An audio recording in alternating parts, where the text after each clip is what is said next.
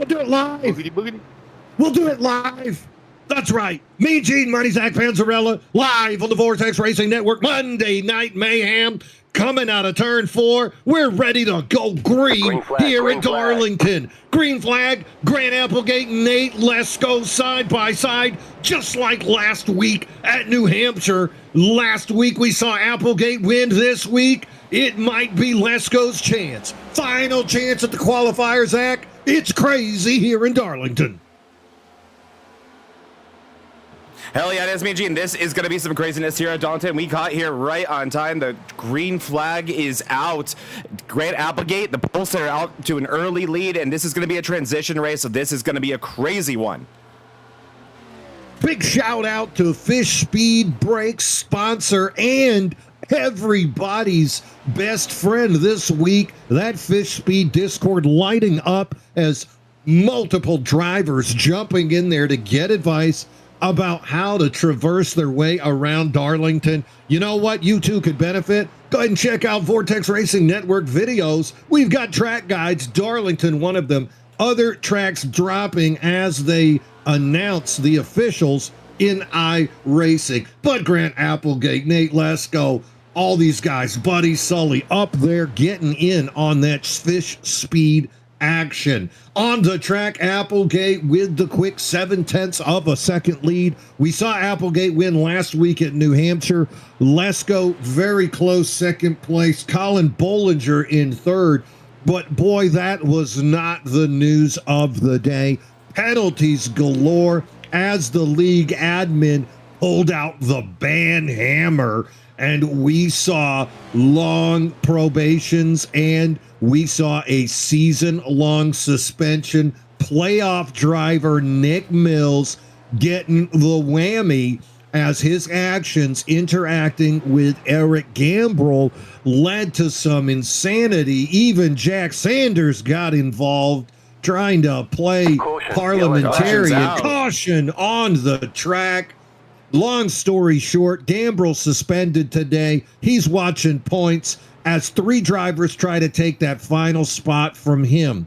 John Beverly, Brandon Guerin, Kenneth Redinger, all of them making moves to take that final spot from Gambrell. Nick Mills out, caution on lap number 5. Looks like Hunter Hall may have been the cause of this first caution here at Darlington, which is kind of surprising, but we'll see where it happens. The exit of 2 is where I should say we're seeing the majority of these, me and Gene, as the racing service, but that's out of 1 right there. Huge hit there for Hall. That's going to be the 26's day there, me and Gene. Man, it says Hellhound on the car. Should have said Hellhound, because that dude is sending. He's off to the afterlife. I hope he's got a quarter for carry on the River Styx, because his day is done. Caution flag is out here at Darlington. Hunter Hall has been taken to the infield care center. 23 drivers doing battle here today. Make it 22 with the exit. Yes. Stage comes on the end of lap 75. Okay. No caution, but we will be awarding points to the top 5. And that's when we can do a little bit more math and figure out the contest between Gambrell, Redinger, Beverly, and Guerin. And, you know, Zach, why not make it a curveball? How about you get somebody getting a win out of nowhere and pumping their way into the championship? Yeah, that is going to be really what we have to look for here, me and Gene. So hectic getting on the air here, but let me pull this up if I can real quick, if it lets me. Yes, it will. Here we go, and that is our points coming into this race, and I think the important thing to look at is going to be that starts category.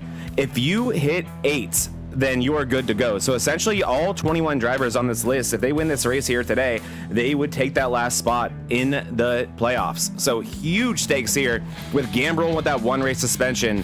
I mean, obviously, me and Gene, there is no worse race than this one to have to serve that. Eric Gambrell? Yeah, you can't do that, though. Yeah. You can't get involved. It doesn't matter. It's like a hockey fight.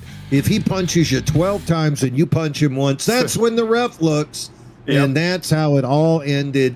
Both drivers taking responsibility for their actions. Nick Mills, I got a chance to talk with him. He will be back next year, understands you can't do that. Spoke with Gambro, a little bit more of a bitter pill from him as he had two black eyes and a fat lip in the interview.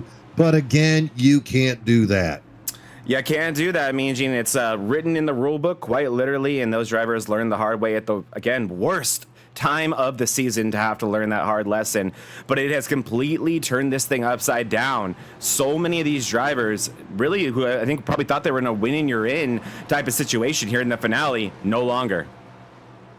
Nope, here we go. Pace car out of the way. Keep an eye on that front grow. Applegate, Lesko battled hard last week for that New Hampshire race. Green flag, away we go. Grant Applegate on the outside with a great run. Let's go. New paint scheme. He's purple.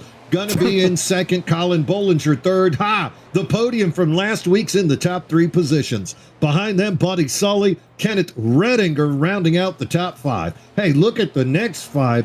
Jay Dargett, Wyatt Mickelson, Justin Parham, Jay Stinson, Ryan Holla. More playoff contenders all the way down through that top 10 and lots of fast rookies. Yeah, there are, Mean Gene. This has been probably the most exciting rookie season we've ever seen overall here on Mondays. Such a stacked class. I mean, it really, there's been competition for Lesko, who's obviously going to be a championship contender, already locked into these playoffs. Here we are looking at Mickelson battling with Iverson, or I'm sorry, I should say that's Stinson in front of Iverson. But yeah, lots of intensity here in the early portions of this race. And like we talked about earlier, this track, I should say, is going to change a lot. Very warm right now with the sun out. By the time they wave the checkered flag here, probably by the time we get to the stage, the lights will be out here at Darlington. So not only are we at probably the most difficult oval that these guys will visit all season long, it's going to change midway through. And if you're a Vortex Racing Network fan, I know you are, you're going to want to make sure that you're keeping an eye on the action. The YouTube channel has a very nice little social media interaction called Cut. That's right. You can snip a little scene on YouTube. Go ahead and title it. Our social media elves will get a hold of that.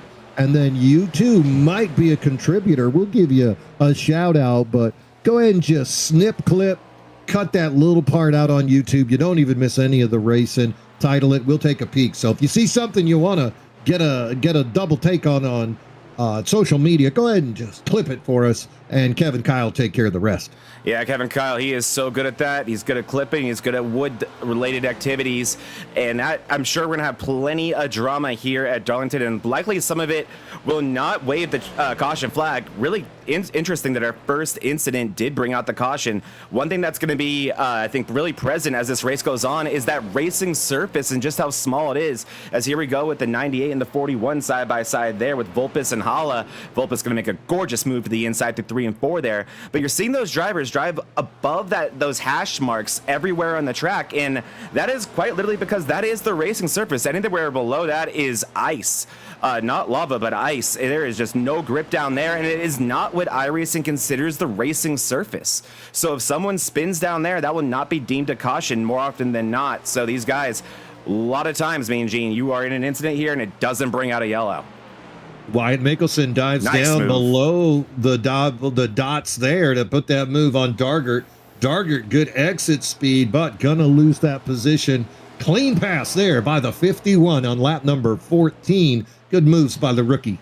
See some craziness here, and one thing I hate doing at Darlington, this is one of my favorite tracks, Mean Gene, but boy, oh boy, do I hate going side by side into 1 and 2. Such a sketchy corner, so hard to have room for two cars to be side by side. Those guys able to figure it out too deep, really impressive there. And yeah, this is just becoming a week in, week out thing for this 51 of Mickelson, running in the top 5 every week, it seems. And here we are at an extremely difficult track, and it's not making a difference. Wyatt Mickelson faster every week since he's joined as a rookie here in season 6. Gonna be into the playoffs, already locking in that spot based on points. Can't wait to see what happens once he gets that reset and we begin the round of 12. And that's gonna be next week at Dover.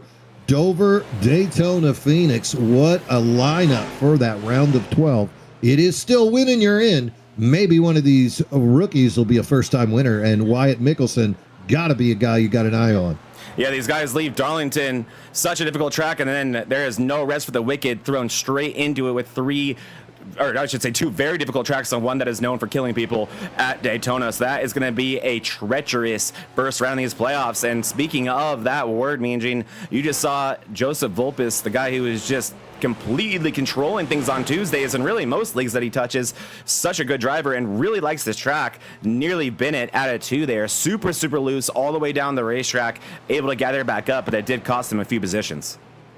Yeah, Wyatt Mickelson now catching up to Kenneth Redinger. This is going to be a little bit different of a pass, though, as Redinger is a ARCA champion. Here we go.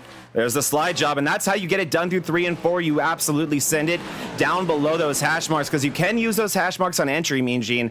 That change in baking does provide a nice little transition that helps bottom out the car or truck.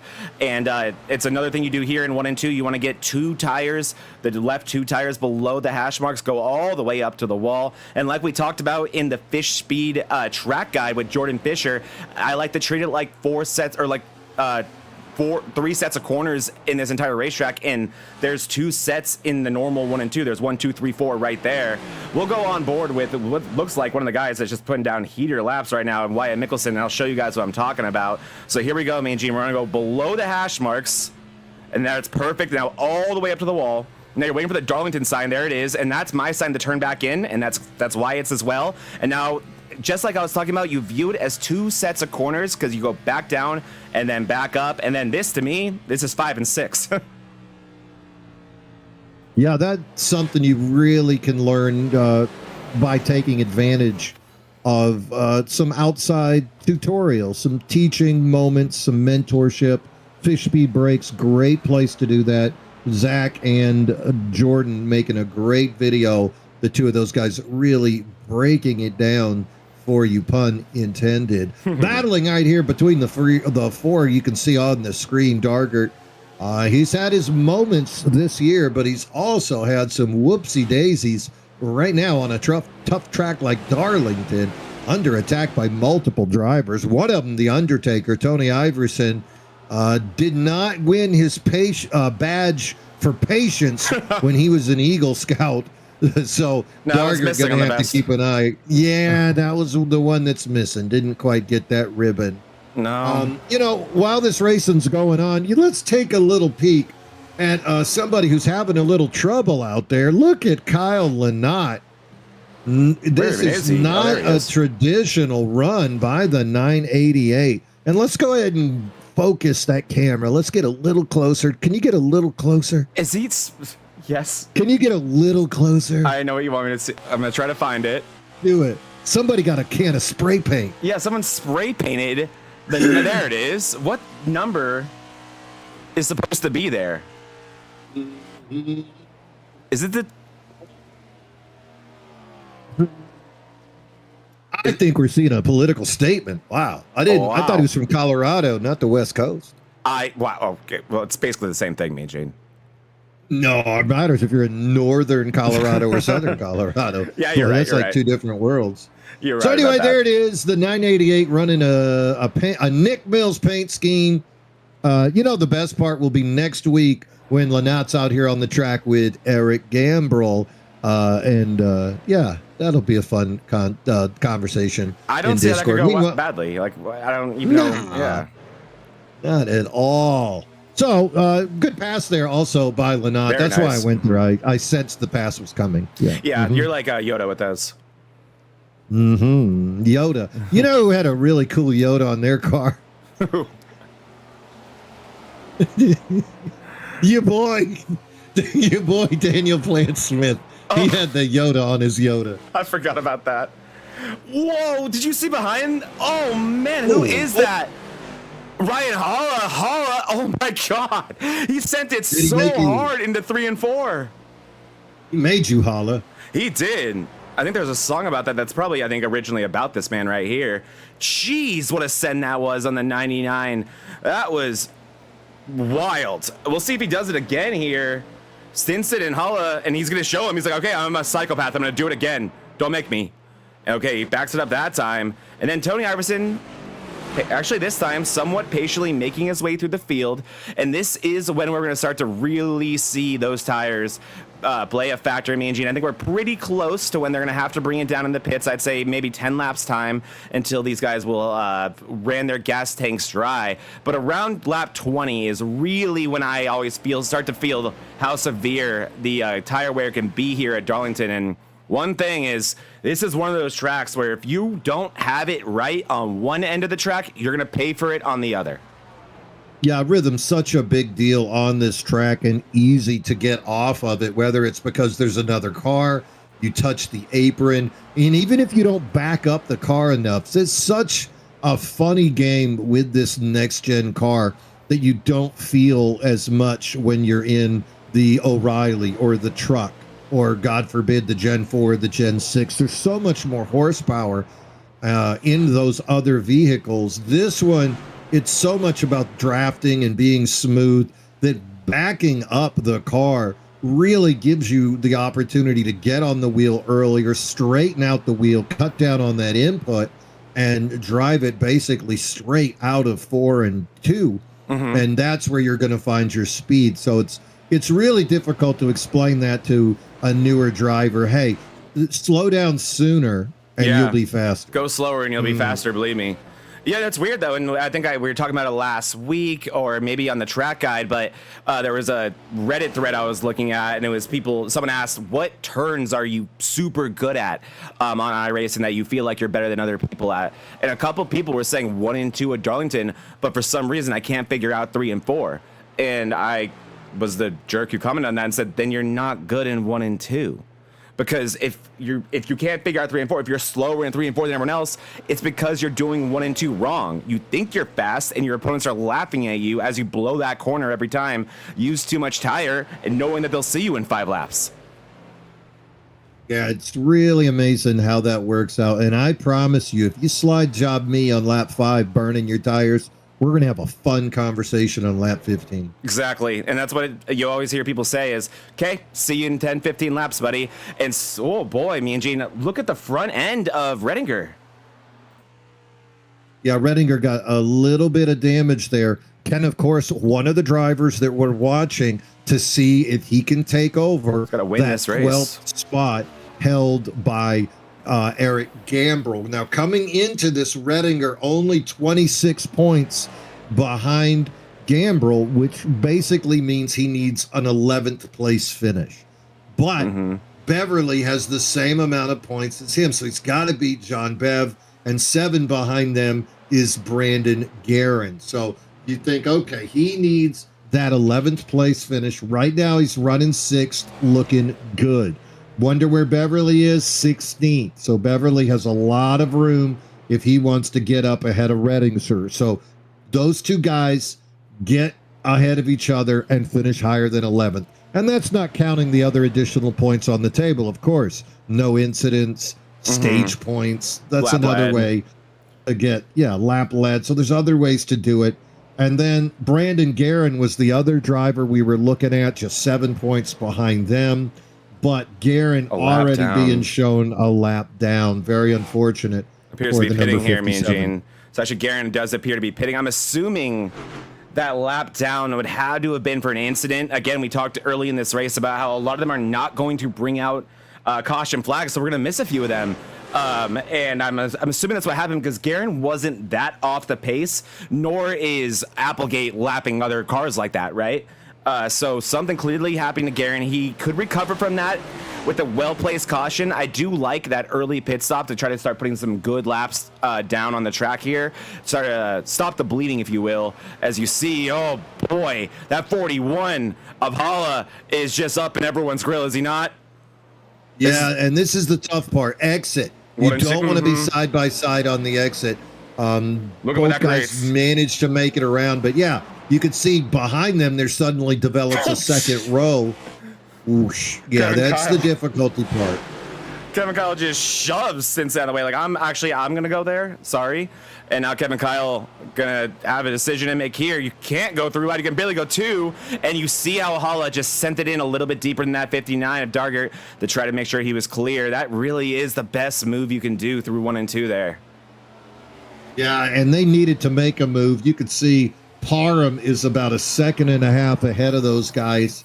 And so Dargert falling off of the pace just a little bit, not being able to make that move. Those side by side as well, those guys lost about half a second over the fellows in front of them. Yeah, they absolutely kill runs out of the corners. And like you were talking about a couple laps ago, that really is everything here. The runs out of the corners are so much more important than really even your mid-corner speed, as it's so much about just making... Oh, no! Oh, Dargert in the wall. Oh, big Dargert hit the wall. Yeah, he hit the wall, and then Kyle hit him when he came back down the track. So I don't think Kevin had anywhere he could go. And that one, I don't think so either. I mean, we were talking so much about exit speed. I think I can probably get us a look at that one, me and Gene. Horrible situation there for Dargert. And yeah, let's take a look at this. Here we go. And again, this is not going to bring out a caution. I mean, nor would it in any other track. But there it is right there. I mean, he's tight on exit, and we know this all too well. There's nothing Dargert can do, and there's nothing KK can do, if we're being honest, too. No. Yeah, I mean, you have to keep going. You slow down, you're going to get eaten by that train behind you.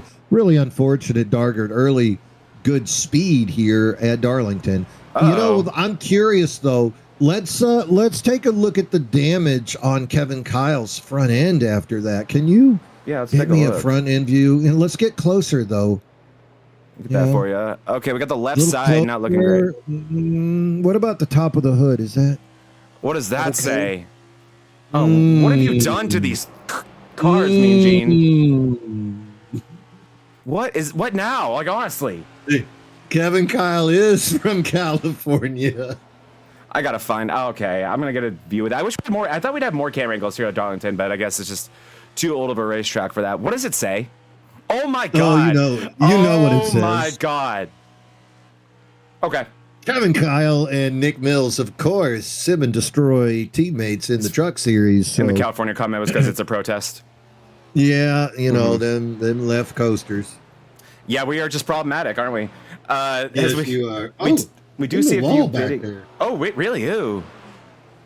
Uh-oh. I mean, I believe it, Mean Gene. You're either on ancient tires or cold ones now, as you see Bollinger, the first to bite. Oh, shocker. The first to bite out of our leaders, Applegate and Lesko, I think would follow soon. One thing that I don't fully understand that we saw happen there, Mean Gene, was Dargert went an extra time around instead of pitting right when that incident happened. I mean, it happened out of 1 and 2.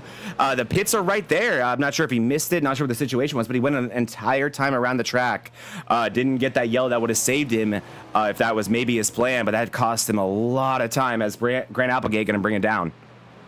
Applegate now going below the apron. You can see him with that long drive to pit road. Looks like he's got the speed under control. Car is on the straight and narrow. Good stop there by Grant. We're going to keep an eye on pit lap time and pit time in the stall as well. Looks like other people, Kenneth Redinger, Tony Iverson, Parham, Hala. It is a party in the pits as 4 more contenders coming down. You think Lesko's going to have to bring it down with that Grissom? I don't even know. Yep, here he goes. Here he comes. This is a really tough pit entry, especially the way that these guys are entering it. It's the fastest way to do it, but boy, oh boy, is it risky. Great entry there, though, from Lesko. Here comes Mickelson next up. Still the dirt underneath the tires of that 51 right there. That just does not make things any easier, but he's slowly going to bring it down, too. So let's remember this lap. This is lap 42, Mean Gene, and what this is telling me with all these cars bringing it down, like not the only one left sitting outside of Bev and Lester, who are very, very far back. But what that should tell us is 42 has got to be the maximum, right? Unless they're really pushing it. Meanwhile, Kevin Kyle going to go ahead and lead a lap. Why not? Get him some points. But Here unfortunately, Kevin Kyle, only 6 starts on the year. Even with a win today, Kevin Kyle would not be eligible for playoff contention.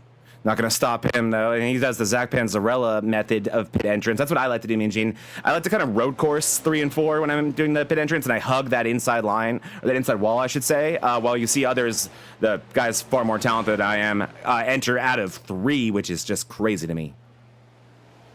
A driver we need to keep a close eye on, in my opinion, is going to be the 99 of Justin Parham.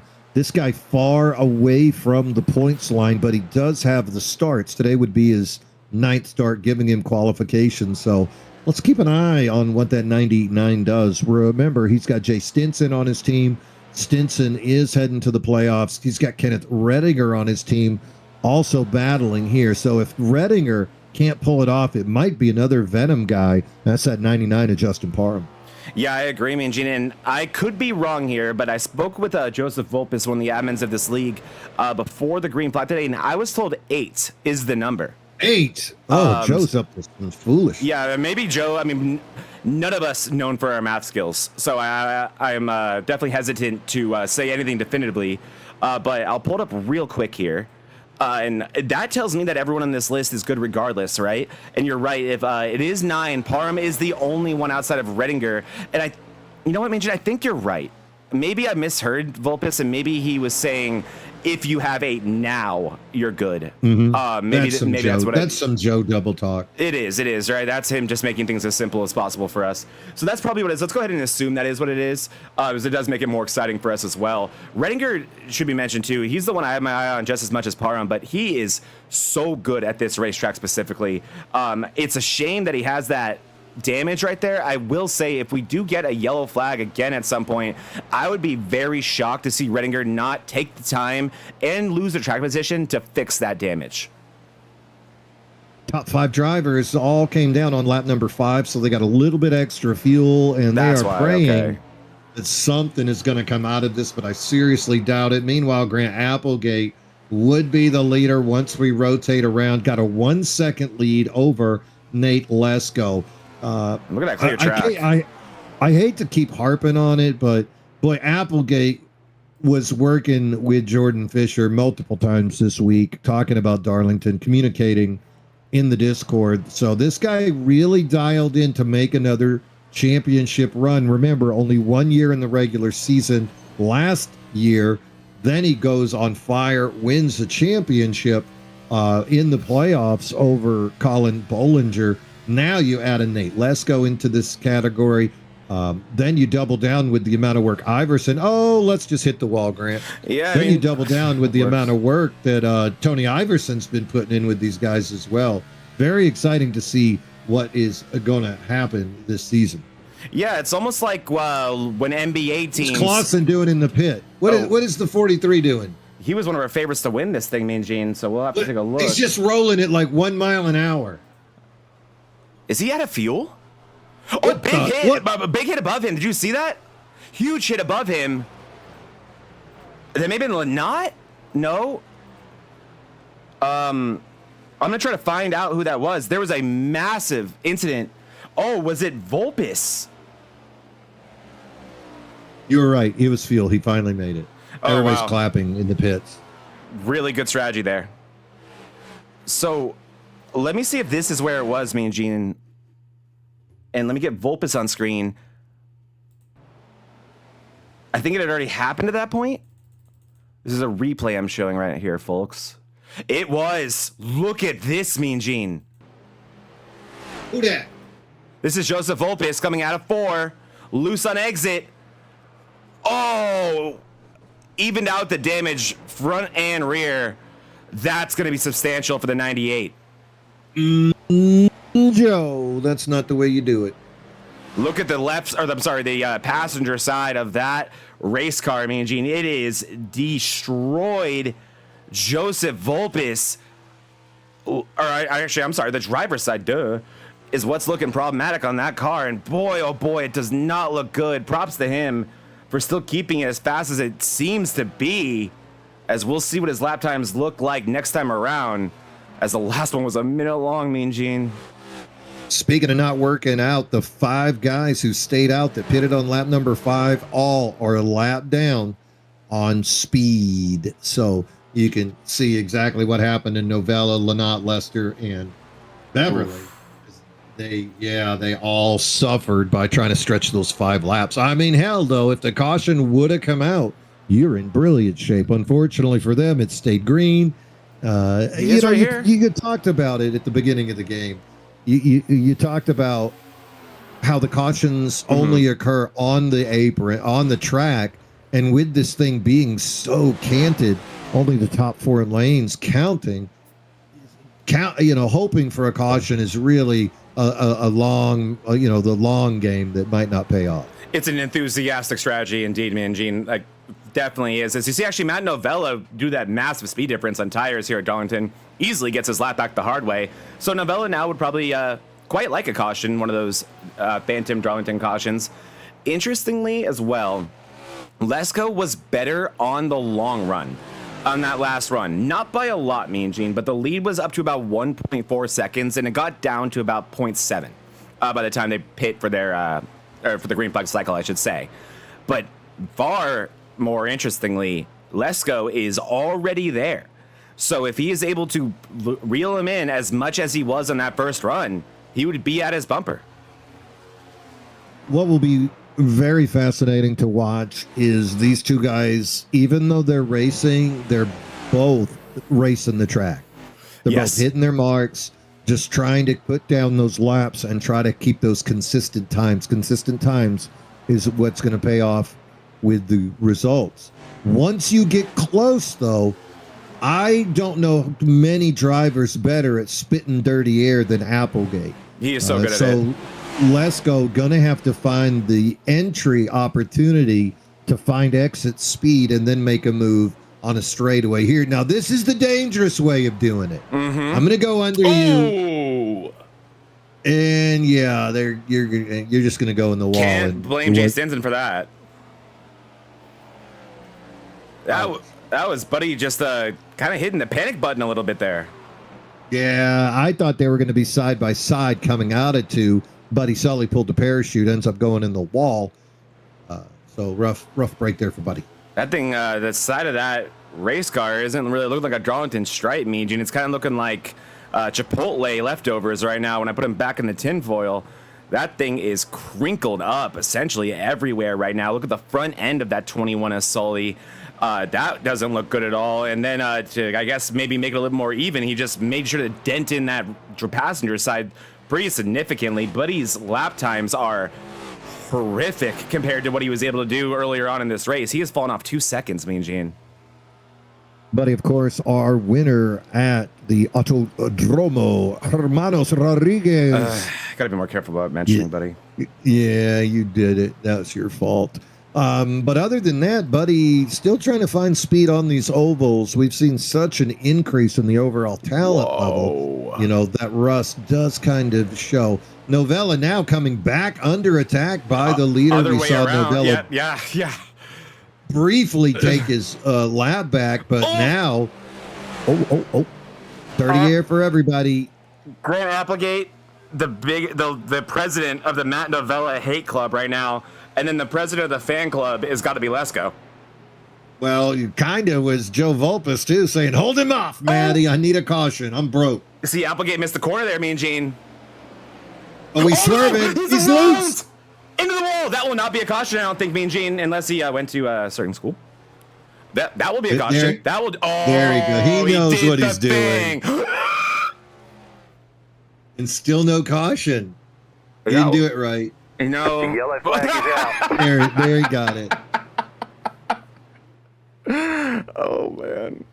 No comment, My name's David. No comment. My name's David Owens, and I approve this message. Yeah, and somewhere around the world, $15 hits the wallet of David Owens' Venmo. I thought Grant Applegate was the Padawan of Jordan Fisher, but he's pulling out some Sith moves tonight.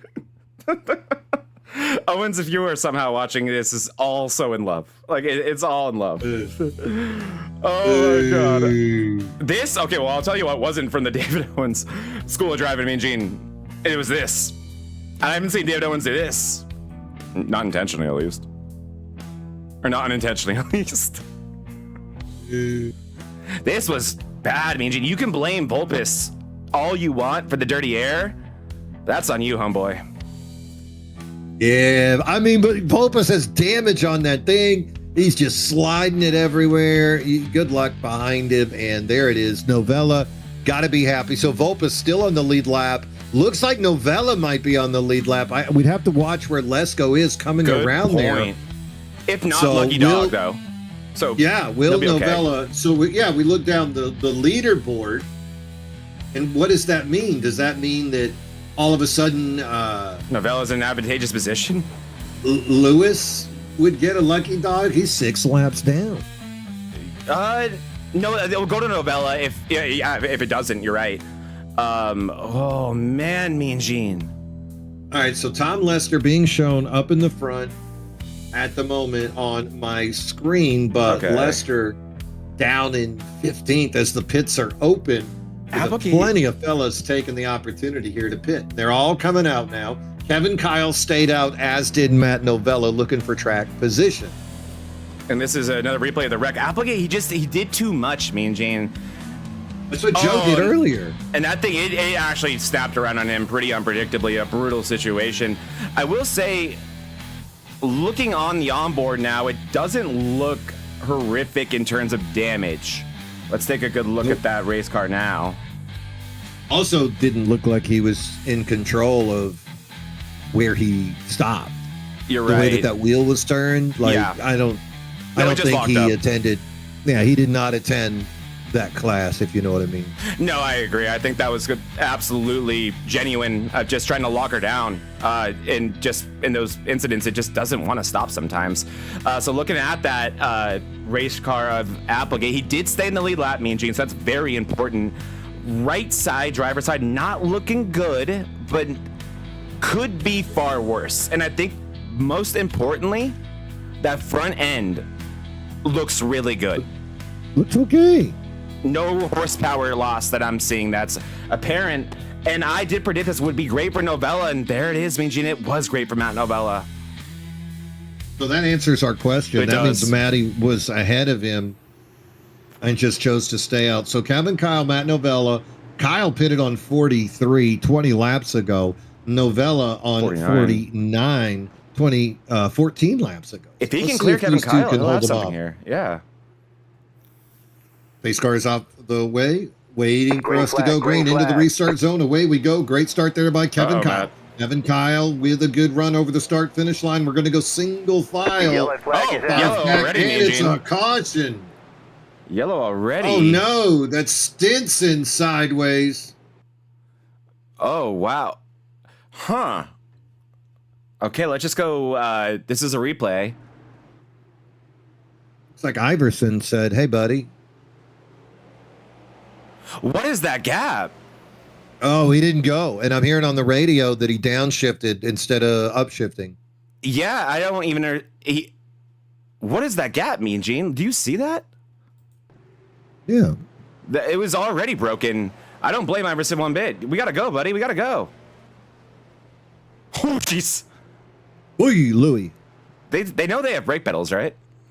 No, they're overrated. Never lift.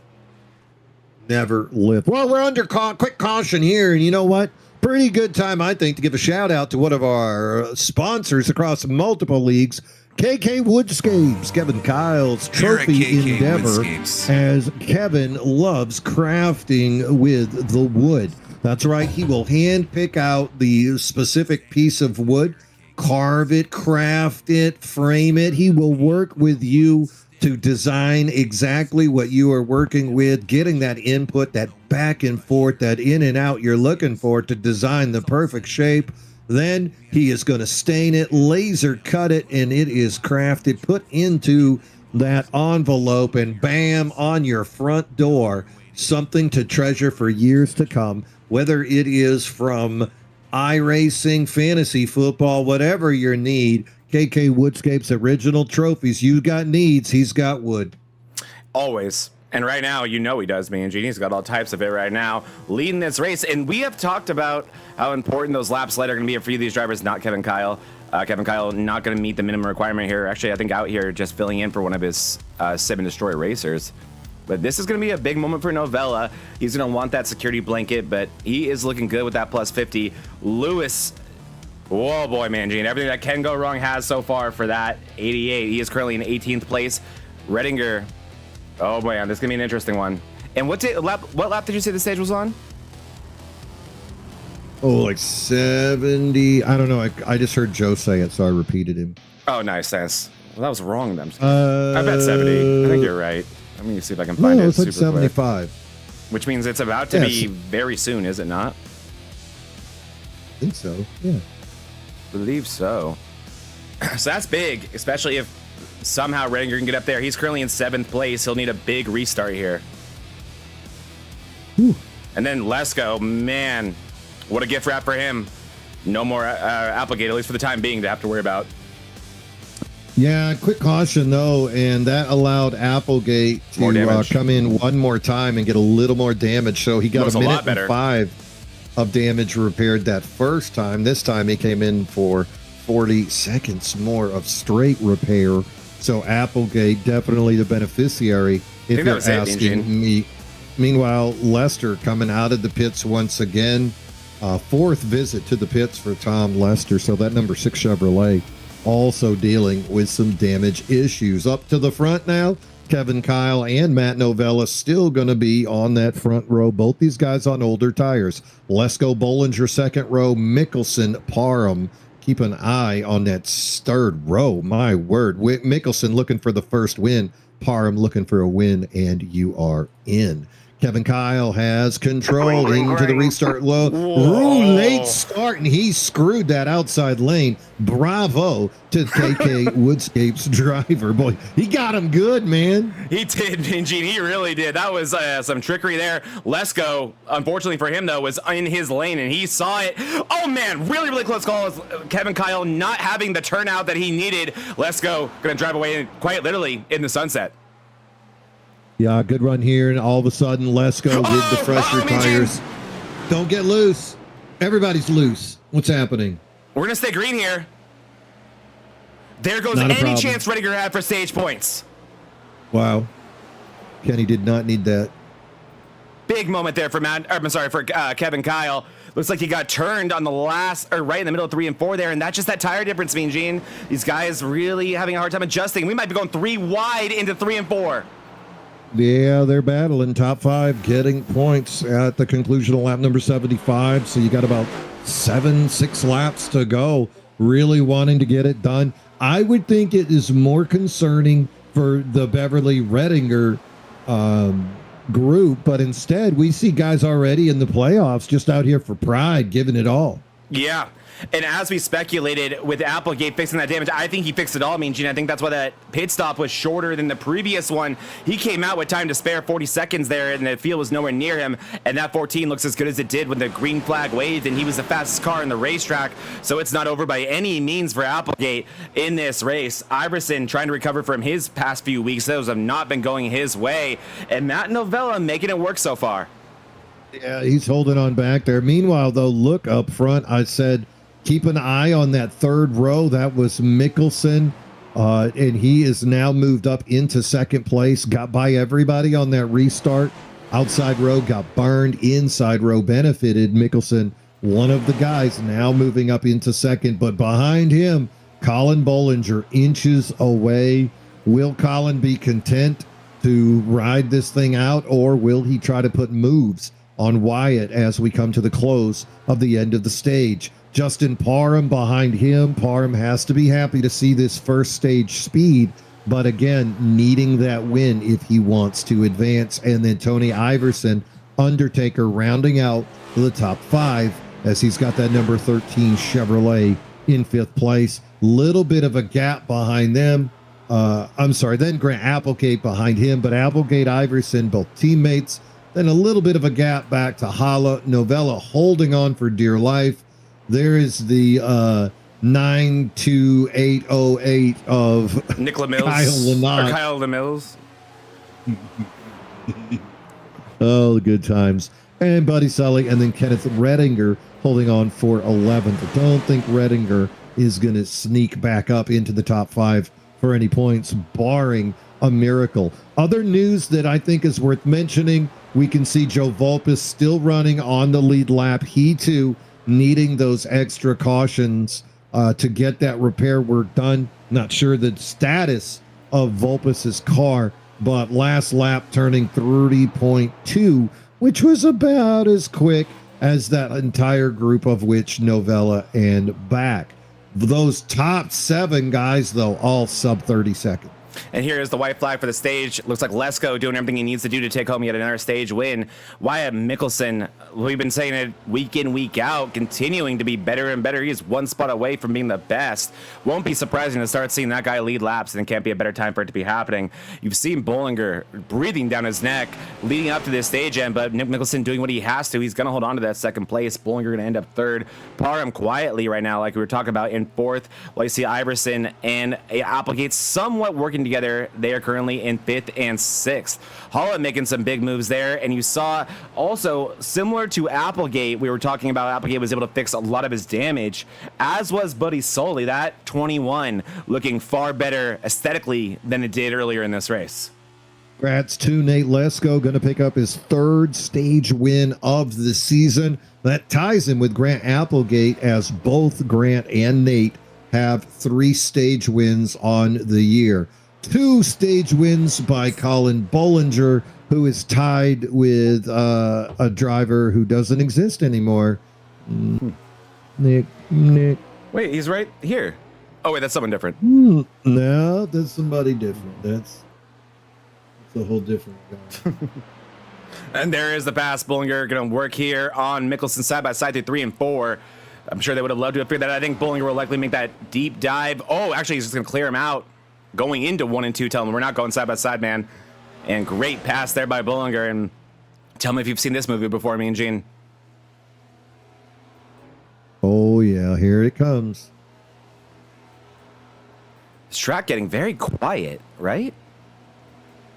Well, the tension is over at the moment. They can calm down, try to put on a few more laps as we come to the conclusion of the race. The race scheduled, of course, for 150 laps here today. So only on lap number 79, 72 laps remaining. So that's 1 more pit stop, 2.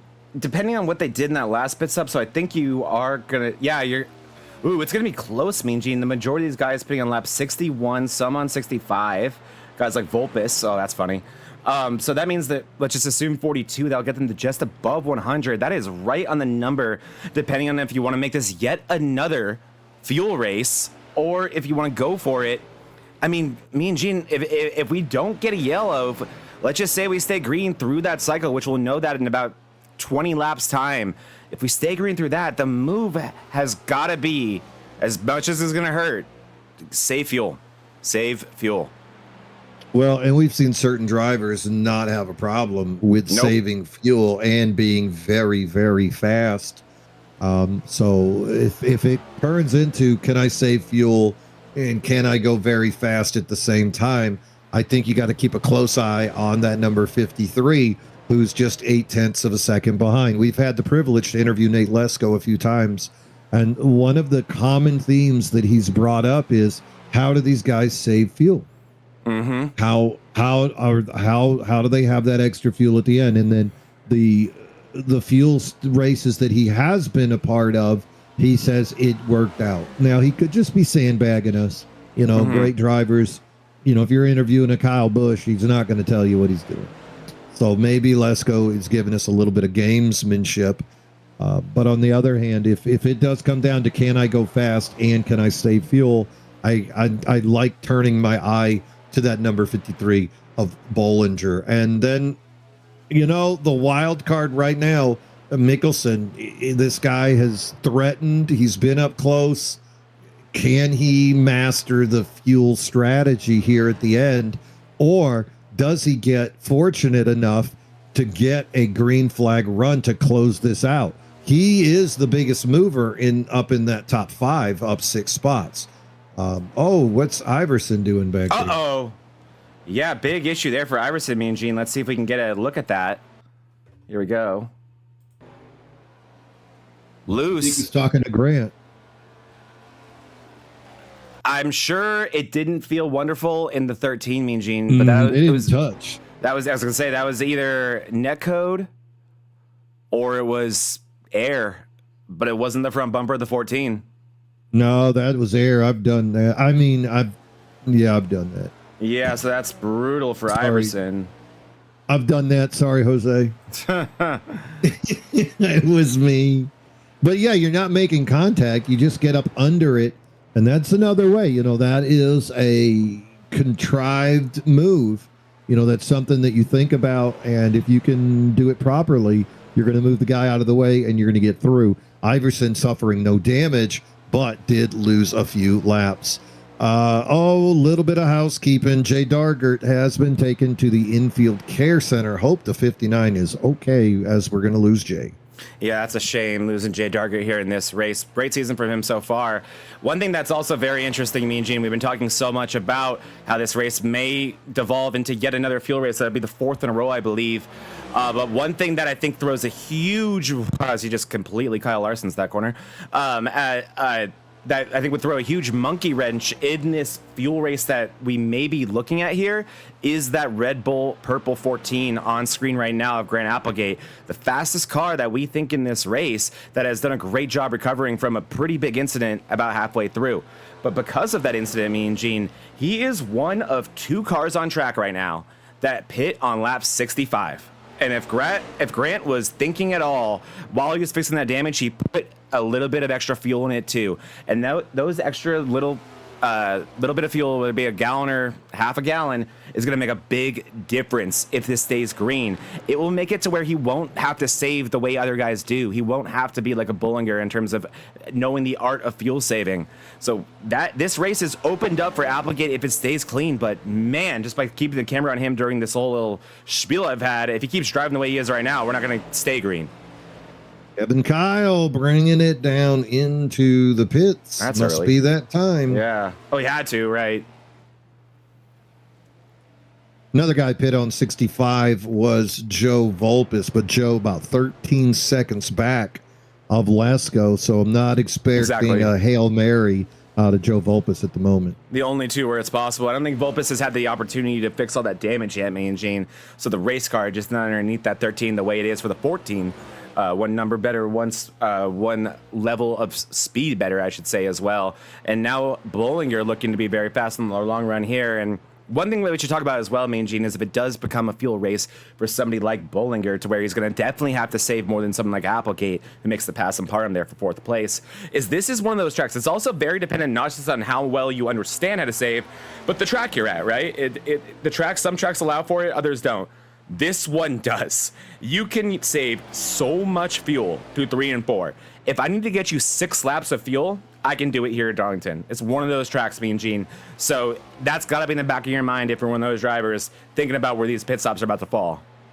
Yeah, don't downshift. I mean, step 1, don't downshift.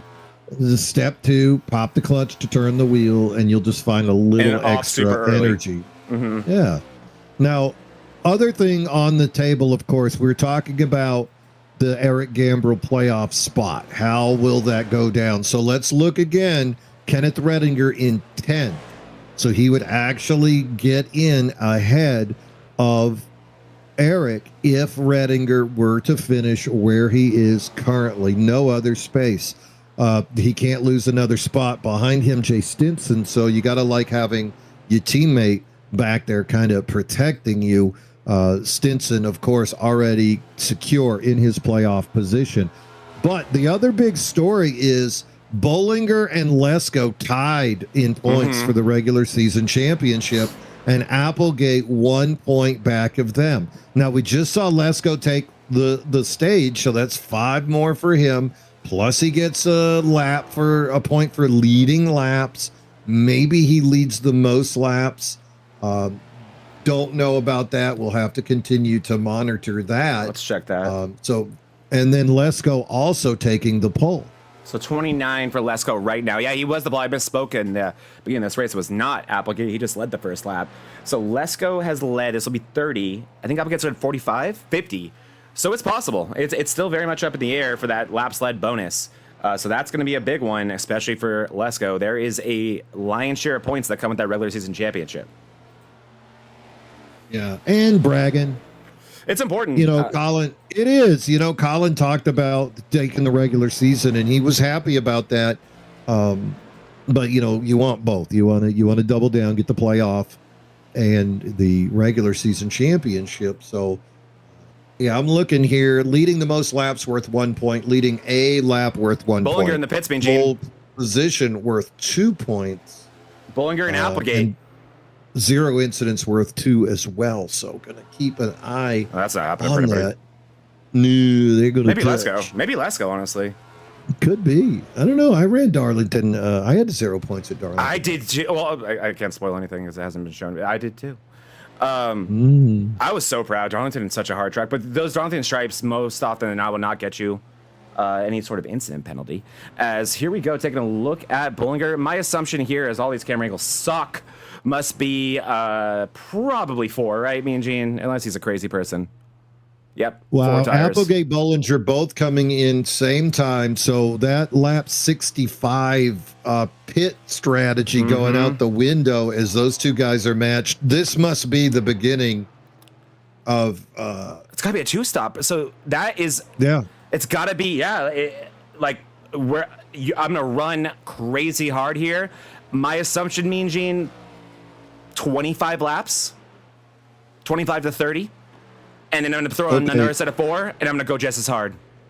All right, I'm very confused as Applegate was in the pits for an additional 9 seconds. Why would he do that? 23-second pit stop. That would not indicate a penalty. Anything. That doesn't indicate anything. And that would not make any sense to not fix damage from before. Did he have to pee and he didn't make it back in time? I'm looking, I'm watching. Did he miss a stall? No, he went right into it. And there's no work being done, and then it begins. It's Oh like my the gosh, you know what that is, Mean Gene? He did miss his stall, and he didn't realize he missed his stall. Oh, so what? He was like an inch too far forward? I had that happen a couple days ago. That was fun. But he didn't move. At any point? For when they started doing the work? No. That is bizarre. Pit, complete stop, no work being done. Then I stand corrected. I'm wrong. He would have at least shifted a little bit. Wow, I bet you there's some 4-letter. No, I ain't asking him. No, I mean after the race. I ain't bringing that up. And he's 2 laps down now, Mean Gene. I'm not sure. Okay, that's Lesko. So this will be 1 now. Yeah, 8 seconds. He lost 8 seconds on that foolishness. That still feels really bad, though. Yeah, so he's directly behind Lesko at but this is for the moment, 1. and this will be to get 1 lap back. And that now doesn't... Lesko, but he ain't pitted yet though. So yeah, but all these guys will pit. Remember when Novella pit later in the cycle? He went 1 lap down. So I'm a little confused right now. Well, to me, the big story would be looks like Colin Bollinger would be the leader of the guys who have pitted, and Grant is 12 seconds behind him. And so even with that 8 seconds of foolishness, he still was 4 back anyway. Yeah, you're totally right. And Iverson, quite the inverse, made an incredible pit stop. He not only got Applegate, he is not that. Oh, yeah, he is. He's pretty significantly behind Bollinger. I don't know what I'm talking about. But that was a good stop from Iverson. He's now putting down those hot laps. If things go a certain way for him, this will work out for that 13. As you see, Skerwick looks like he's had enough. He's going to want to pit here. And that Daily Driver's Inc. 23. And here comes Lesko, Mean Gene. And this is the lap. Wow. This is absolutely the lap. Good move there by Lesko coming entry. in. Wow. Yeah, look at the distance he made up on Zerwick. Same with Wyatt. The other guy I'm curious about is what about Kevin Kyle? He pitted on lap 87. Yeah. He's behind Applegate. But everybody needs a pit anyway, an additional pit. So maybe he's just not very concerned. A caution soon I think would be good for the 29 once the cycle's through. Here comes Parham as Sully's going to stay out. I can't believe Sully has enough fuel to do that, Mean Gene. But here comes Parham. He's going to do that inside lane on entry. Boy, you do not want to screw it up on this pit stop. No, it's just too easy to coming in, I don't know, coming in inside seems safer because those barrels just magically appear. Totally agree. It's so off camber too when you do that. In my opinion, that lane, that third or that turn 3 entry that it looks like that we might see Sully do here. It just feels so off camber. Not to mention how much you have to just park that car in the middle of 3 to where if someone's a second behind you, that might be too close. Here comes Ken Redinger into the pits. This guy, of course, needing a top 11 finish if he would like to take over that 12th and final spot from Eric Gambrell. So needing a good pit here, no issues. Is the call of the day for the number 42. Take your time, bring it in, and see what he can get out of it. Buddy Sully's still out on the track. Here it comes. Top 6 guys yet to pit. Buddy Sully loose, hard in the wall, not hard, inside of his car into the wall, able to recover somewhat well. Oh boy, and he was doing that line that we just called safe. Yeah, well, a couple of good things for Buddy. Number one, of course, he's part of that new rebrand. Highside Hustlers becoming the Racing Tyrants. So he's got a good team to work with. And, of course, Buddy is guaranteed a place in the playoffs as he was the winner at the Autodromo Rodriguez Hermanos race earlier in the year. Yeah, he was. And, okay, so Mean Gene, this is interesting. So Buddy Sully, he pitted back on lap 61. Jay Stinson and Volpes, who is actually now bringing down this lap right now. There's Volpes. Stinson also pit on lap 65, along with Lester, who is 66. Can they run 4 or 5 more laps? And if they can, do you do something cute? Is 2 worth considering? I am eyeballing the gap between Mr. Mickelson, who just pitted on 102, going to have 8 lap fresher tires than Colin Bollinger, 4 seconds behind him. Yeah, and that's going to be considerable, I mean, Gene. It won't happen immediately, probably about 10, 15 laps time. We'll really start to see those differences. Stinson clearly going to milk this gas tank for all it's worth. Let's check. This is on board with Stinson. If he's saving, actually, he's going to pit here. You guys can see firsthand just how difficult this is. Yep, and look how these barrels appear. You're like, okay, I got plenty of room here. I'll just go around this. Oh, God. Yep. Great job there. But I'm so glad he did not hit those. That would have been the worst announcer jinx. I think I would have just gone off the air right there. So Tom Lester, lap 66, he is going to now lead a lap. He can presumably go about 1 lap longer than Stinson was just able to. And you can see just how off that pace is on those older tires. So you'd assume he doesn't want to. Holla almost whacked him. Ain't got time for any of his stuff right now, as it looks like the 6 of Lester, he will bring it down this time. And that will now hand the lead to Sanders, who actually got passed by Let's Go for position. I think Sanders, he pits as well, Mean Gene. All right, so Mean Gene, that's the wrong pit stall. Nah, he's okay. That's the backstretch. Quiet. Okay. You're right. Nothing to see here. It's probably a shortcut. Look at him. He's like, do I have any teammates? Can I just... It's like, this is a plan. We thought about this. Yes. Nate, let's go with a 2.7 second lead over Colin Bollinger. Colin coming down on lap number 94. Nate on lap 102. Scheduled for 150 laps. So according to my math, everybody is going to need 1 more pit stop to make it to the end. And that's where the games will begin. Do you risk right sides only? In my opinion, yes. Absolutely. Anytime you're dealing with less than half of a full fuel run, you can get away with just taking right sides. Nate Lesko, Colin Bollinger doing battle. Wyatt Mickelson back in third, having a pretty good run in that podium position as he also pit on 102. Grant Applegate, early trouble, but Grant has made his way back up into 4th position. Last week's winner and the defending champion, the number 14 Chevrolet, in 4th. Behind him, Tony Iverson, also in that top 5. Camera right now on the number 19 of Justin Parham. He's the number 6 car on the track, trying to catch up there to Tony Iverson.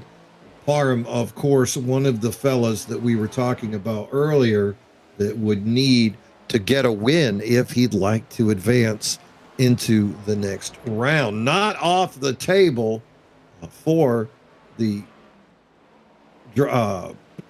Venom driver, but it's going to take a little bit of work to catch Lesko at this point, in my opinion. Parham, of course, he is 17th in points, but does have the required minimum starts.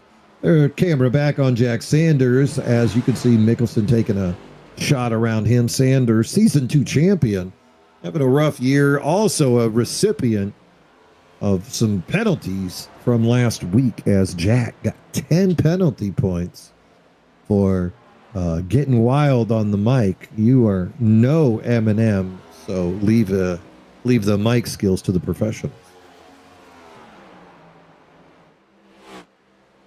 Lap number 114 of the scheduled 150. Nate Lesko still holding on to that lead over Colin Bollinger. Last lap, Nate Lesko was 1/100th of a second faster than Bollinger. So that gap not closing as of yet. And with Bollinger being on the older tires, one would assume that the better gear might win this race. And that is currently Nate Lesko.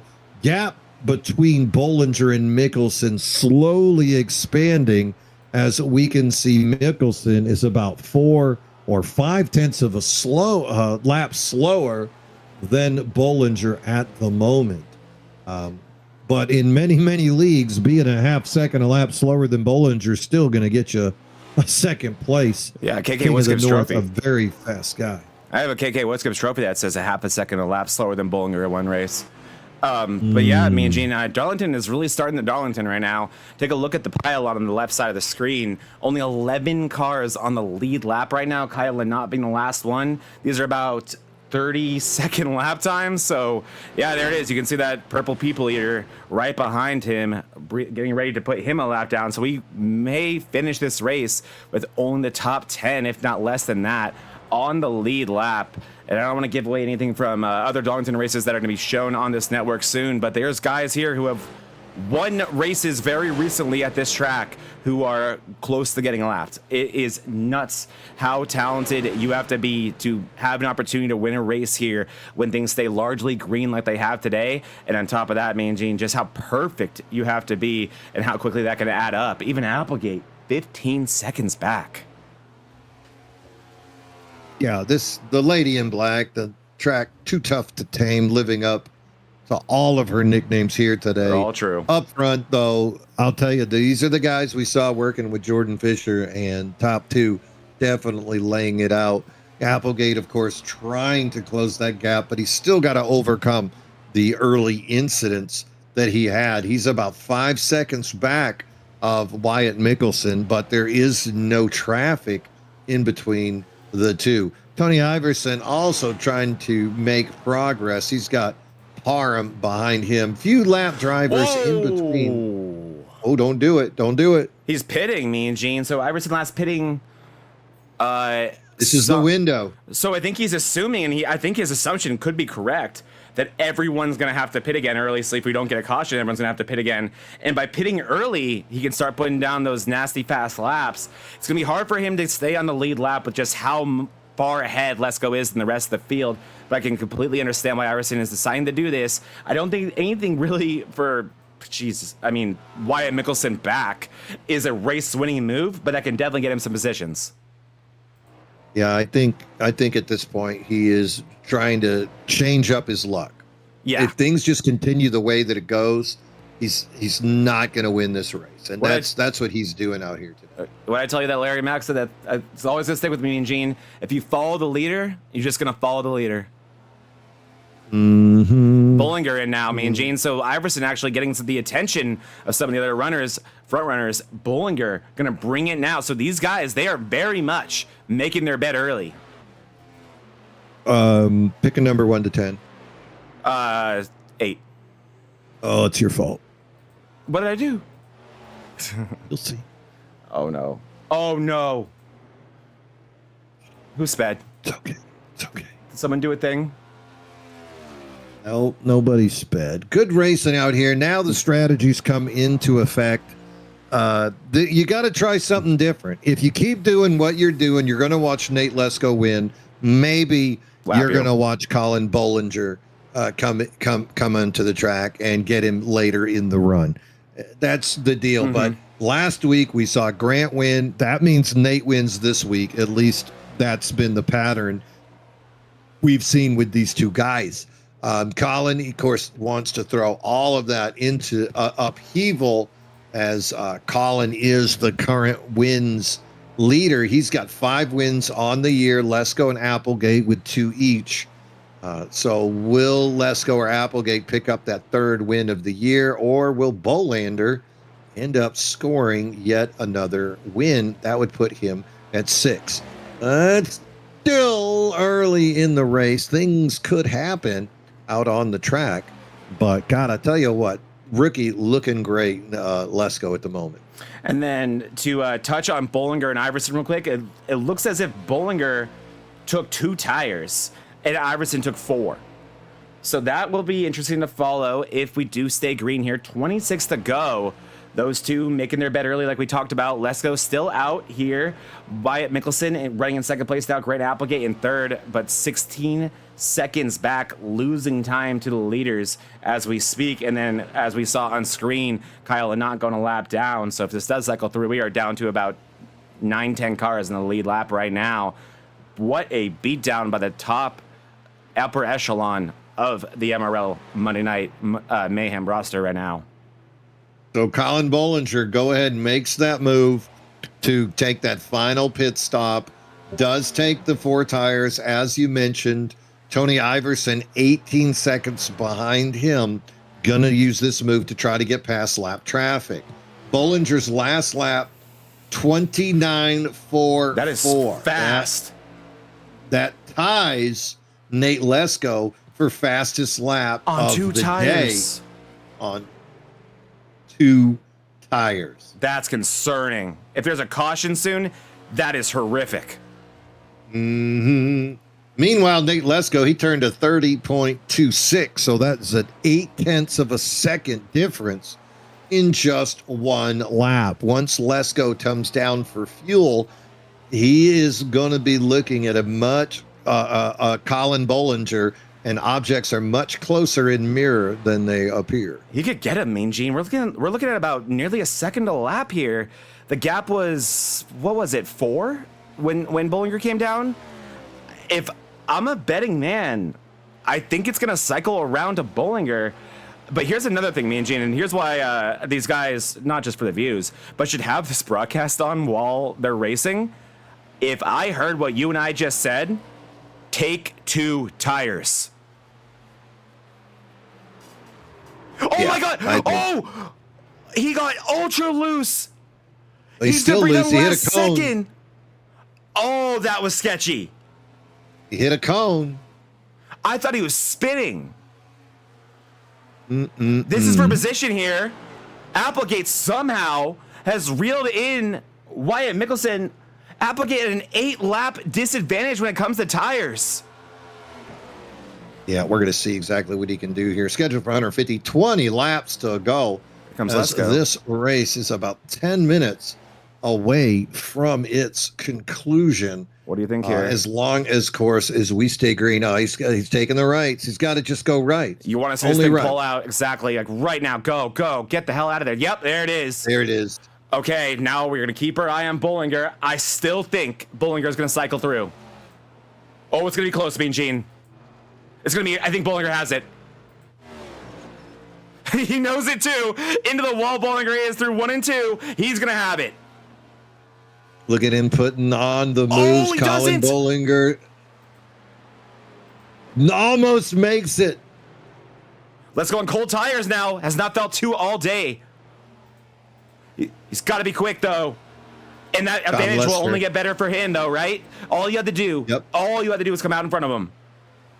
Yep, and he did that. He's out in front. He's just got to get past Joe Volpis, who's directly in front of him. Meanwhile, you can see Bollinger still has Tom Lester between he and Lesko, and now with that move, he's got 2 lapped cars. The Massive 53 move. has to make his way through those 2. Lesko has to feel good about what's going on right now. Meanwhile, remember when you said you got an 8? Yeah, what's the 8? What did I do? Gonna bring in 2-time winner of this season Bonfire Racing League Jesus Premier Christ. Cup. Yes, Nick Mills. How you doing today, Nick? I've been better, Mean Gene. How about yourself? What's up, Nick? I can imagine Nick, of course, making reference to his probation for the rest of the year, or suspension for the rest of the year. Suspension. Yeah, it's very unfortunate, Nick. But of course, Wyatt pitting Mean Gene, so is Applegate. Beverly bringing out the band hammer here. We're in the last 15 of the race. What would you be doing right here, Nick? now? Yeah, what's your call? I don't know. It's a tough situation. Now remember, I think we should Wrecking get Gambrel is off the table. Does You can't Wyatt do take that. 2 here, guys? Does he take fuel only? Is 17 too long to only take fuel? I think this late in the race, you take 2 tires. Once you get Yeah. top 20 laps, you got to pit. By taking 2, I think he knows he's going to definitely get passed by Lesko. And you were right, Nick. It's going to be 2. Yep, there's 2. And then also with him was Grant Applegate. Jump right there by Mickelson Applegate coming takes out. 4, Mean Gene. Why on earth? I think Applegate knew that he was not going to catch those guys, even with a fast pit stop. Why not take 4 Time? if there is a green-white checker? The gap is closed and you got fresher left sides. You're right. If we do have a caution, that would be a massive decision for Applegate. Really, really good for him. He'd either get trap position or have an advantage. You're right about that. Yeah, I think you are right, Mean Gene. This is looking really, really good for Mr. Nate Lesko.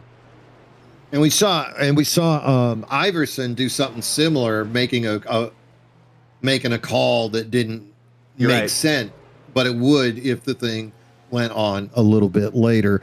Nick, you ran Darlington over on Sundays earlier. You finished with a 7th place position. You led the most laps. Any insight you can give us as far as the best way to get around this track? I don't have any short run speed tips. When I ran, I kind of focused on running the bottom line in 3 and 4, and then run as high to the wall as you can in 1 and 2. Once you get to the Darlington sign on the exit, later half of the corner, you want to kind of straighten your corner exit out to where you're not turning across the bumps. But when you get late in the race like this, your hands are tied. Whatever you've got, it's just what you got. It really is that way at Darlington. And I think you see, like you talked earlier today, Gene, about how, and I'm sure, Nick, every time you come here, you feel this way too. It really is one of those tracks, almost like a road course where you're so much more racing the track than even you are your opponents. And it looks like Buddy Sully going to look for something similar. His last pit stop was on 105. He's the leader of this race now, Mean Gene. I don't think he has any intentions of pitting again. No, he's got 33 laps into this run, but with 13 more laps to go, I'm not sure that is entirely possible. Let's go in car with Buddy and see what that strategy is. I'm wondering if he's not going to worry about that fuel saving quite yet, being that it's not the nitty gritty yet to where you have to do it. We'll get our answer here in 3 and 4. Really no fuel saving available to you in 1 and 2. Oh, yeah, he is, Mean Gene. Look at that roll. Oh, my God. He let off about halfway through the backstretch, and there he just got back on the gas there about halfway through 3 and 4. So very much saving. That's Jelly Roll pre-Ozembic. Interestingly, too, he is about a second. That won't help. But about a second off of Lesko's pace. If there's more in that car, if he can get enough fuel saved, maybe he can do something. But if his pace stays the same, this will be an easy pass for Lesko. Stinson, he'll have to pass as well, though. Stinson trying the same thing here. Yeah, Jay Stinson, 11th in points. Pretty secure in where he is, but that Venom driver would love to pop a win or a podium out of this thing. So Stinson and Buddy Sully both playing the long game. don't think they've got the fuel to make it to the end, but they sure love to see a caution. And, you know, once you're committed to the strategy, you just got to ride her. Well, Mean Gene, Stinson is 108. He is not 105 like Sully is, and he is not saving. So Stinson can make it. He's not as fast as Lesko is by any means. Well, he's not that far off either. 3/10 off. Yeah, he could. I think Stinson can. I don't know if there's a track where it's more true than here. Catching them is one thing, passing them a whole nother. And then you could see Tom Lester down in 5th. He pit on 109. So if you think Stinson at 108 can make it, then maybe Lester at 109. Oh, he can make it. They can make it. They can make it, Mean Gene. 0.7 of a second slower. Wow, you were right. Look at Lesko's time, 29.98, not holding anything back. No, he's going. 29.66, Mickelson 29.86. Oh, so Stinson's got to get Sully before Lesko gets him if he wants any chance here, Mean Gene. Oh, and here comes the move. Look at the speed of Lesko. Going to dive underneath Stinson. Easy pass as they're going to be bringing it into the turn. Buddy trying to hold on up front, but he is 3/10 of a second ahead now. Look at the exit speed of Lesko. He's got tires. Oh, this is it. This is all she wrote. Oh, yeah. Why not? Why not Kyle Larson the whole corner? Good Buddy holding on for dear life. He made it work. I don't think it's going to work through 1 and 2, though. No, and there it is. You can see side by side going in. We're on lap number 145. Only 6 laps to go. Lesko takes over the lead from Buddy Sully and Jay Stinson, making Hail Marys out here today. You had to try it. Yeah, Colin is 4 seconds back of Nate Lesko. So the 10 has to feel good. He watched Grant Applegate win last week. This week, his turn, according to the map. And right now, as he crosses, completing 146, 5 laps to go here at Darlington. Final race of the Monday Night Mayhem series as playoff positions will be determined. Now, we talked about Kenneth Redinger. We said Ken needs an 11th place finish. Oh, no. And he's in 12th. We'll have to keep an eye on bonus exactly, points, the bonus points, but he is 7 seconds. Bottom spins. He was in 11th. He's hard in the wall. Redinger's teammate Parham with the spin. This would be it. Yep. Oh, not quite yet, Mean Gene. Oh, it's gonna be fine. Parham. Yep. I mean, I'm not gonna call shenanigans there. Teammate of the year. I mean, that car is destroyed, Mean Gene. I wouldn't race an hour and a half just to do that with 4 to go. What? Then you're never gonna be on my team. What are you talking about? I guess it depends on the memo. Maybe his arm was itching, like Clint Boyer's at Richmond. Maybe they are in the same distance. Was it hot in there? Was it hot in there? Now look, Nick. If Zach's not willing to do it for you, you live in Kentucky. Zach's in California. You know we can't go get him, but I'm just in Alabama. I mean, if I don't do that for you, it's a quick trip down here to give me an ass whooping for not helping you get to the next round. So you're supposed to wreck. You're supposed to wreck. Well, Kenneth Redinger now in 11th, still being shown a lap down. Wait, is Stinson now Stinson has issues. Now Stinson has issues, so maybe you might be onto something here, me and you. We'll see. I doubt it. Stinson trying to finish. He got a podium in his future. We're on lap number 149, keeping an eye on these fuel gauges. White flag is waving for Lesko as he is going to bring it into turn number 1, way off speed, but with that 3-second lead over Buddy Sully, all the way back to a 4-second lead over Bollinger. Lesko won the stage, got the advantage over the other drivers for the regular season championship. Lesko right now cruising around turn number 4. Bollinger is going to take over second, but bada bing, bada boom. Nate Lesko taking his win here at Darlington, and unofficially by my points, and I'm still wearing shoes, regular season champion, rookie of the year, Nate Lesko with the win. Kennedy Redinger gonna wind up 11th. We'll see if that's enough. By our math, it should be. Wow, Mean Gene, dramatic race there. You see Applegate spinning across the start-finish line. Yet another one I think it's gonna sting for Applegate. Yeah, want to give a big shout out. Thank you for joining us in the booth. Yeah, thank you, Nick. Great hearing from you, my man. Good sport. When are we going to see you on the track next? You running trucks tomorrow night? Yeah, I should run trucks tomorrow night. I'm in the round of, I guess we're round of 8. Rockingham. Yeah, it happens. They're letting you over there, race don't over it? there. That's nice of them. So, but Nice. I believe they're tied on points unless Redinger had a 0x. Yep, we're gonna have to do some maths. He may have. That'll be fun to see. I'm not sure what the tiebreaker is. Y'all have a good one, and thanks for having me. Thank you, Nick. Thank you, Nick. Good luck, and we'll talk to you tomorrow night, brother. That was a surprise, Mean Gene.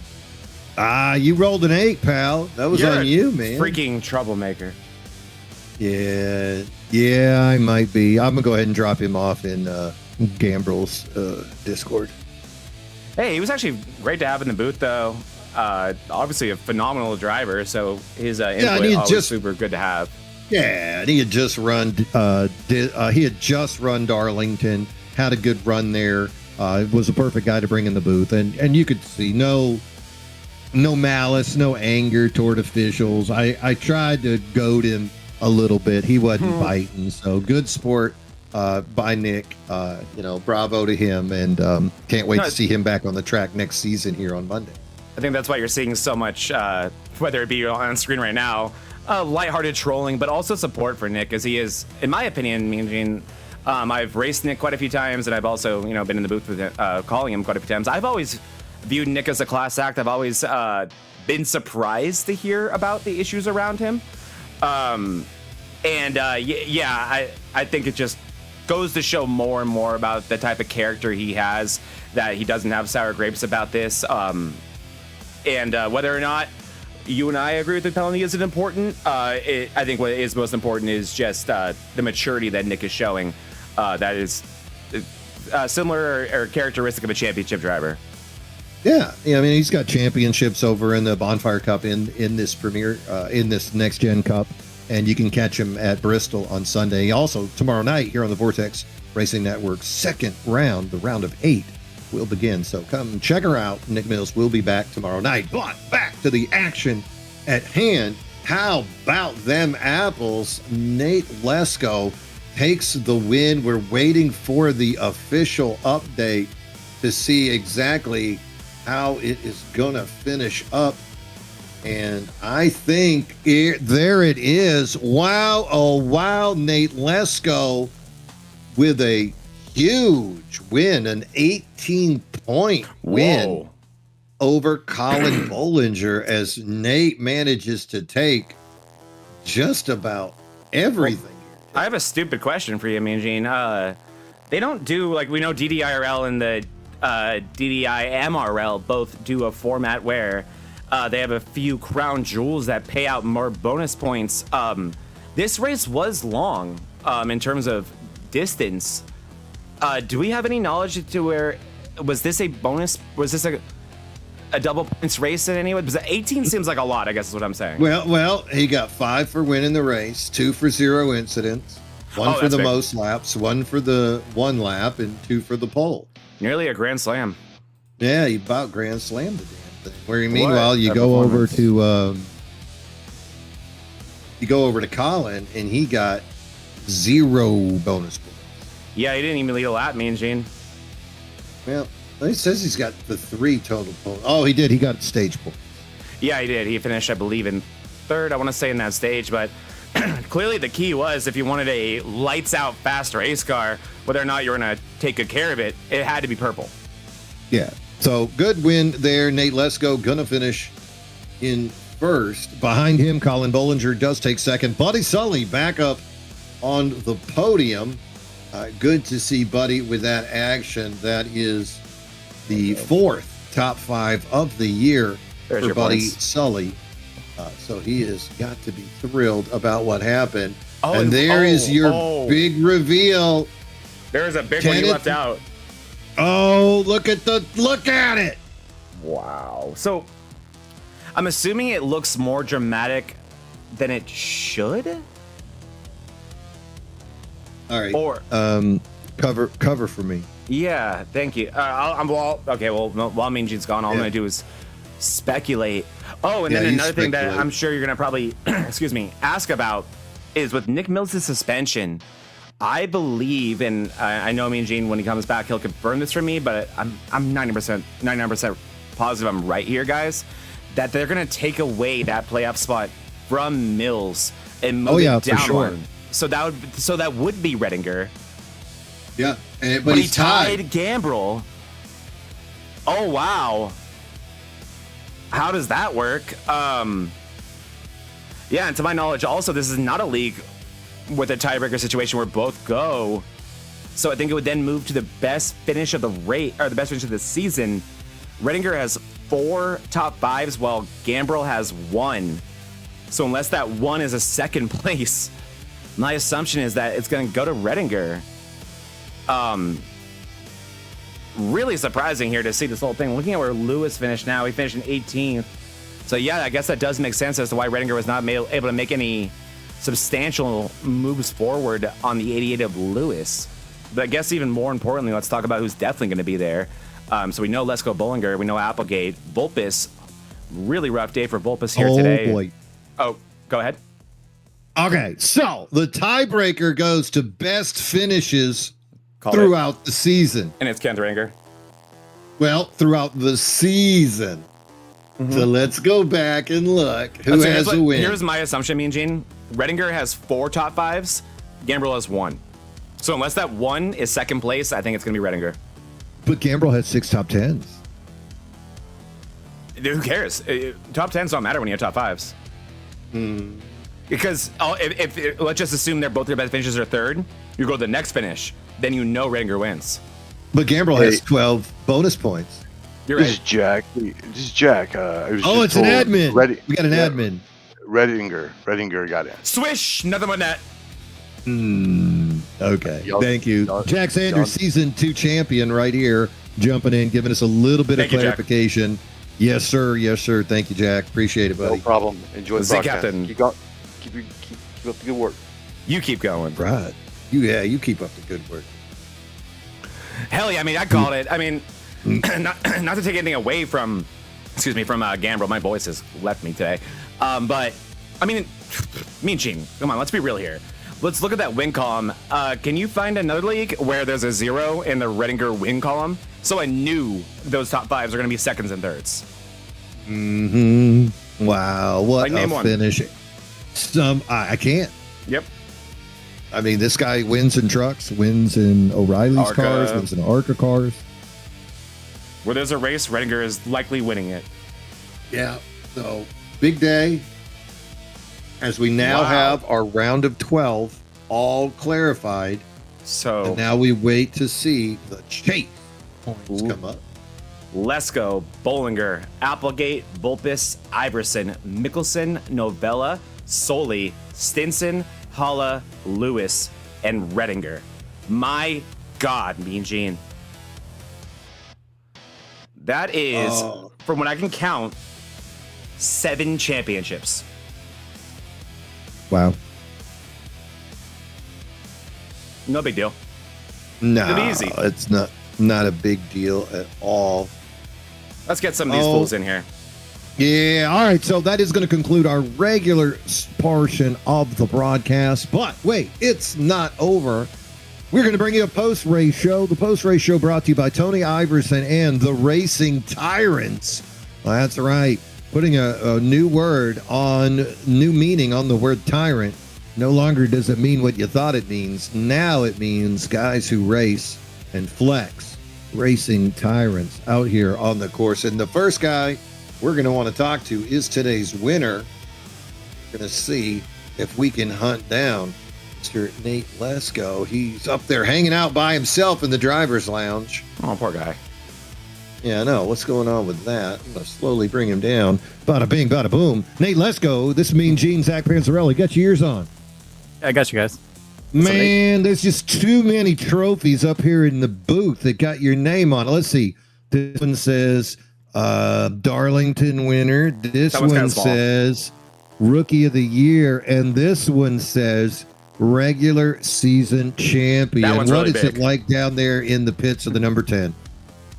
It's good. I actually didn't even think about the end of the regular season being this race, so kind of glad about that. Otherwise, I probably would have overthought it a little bit.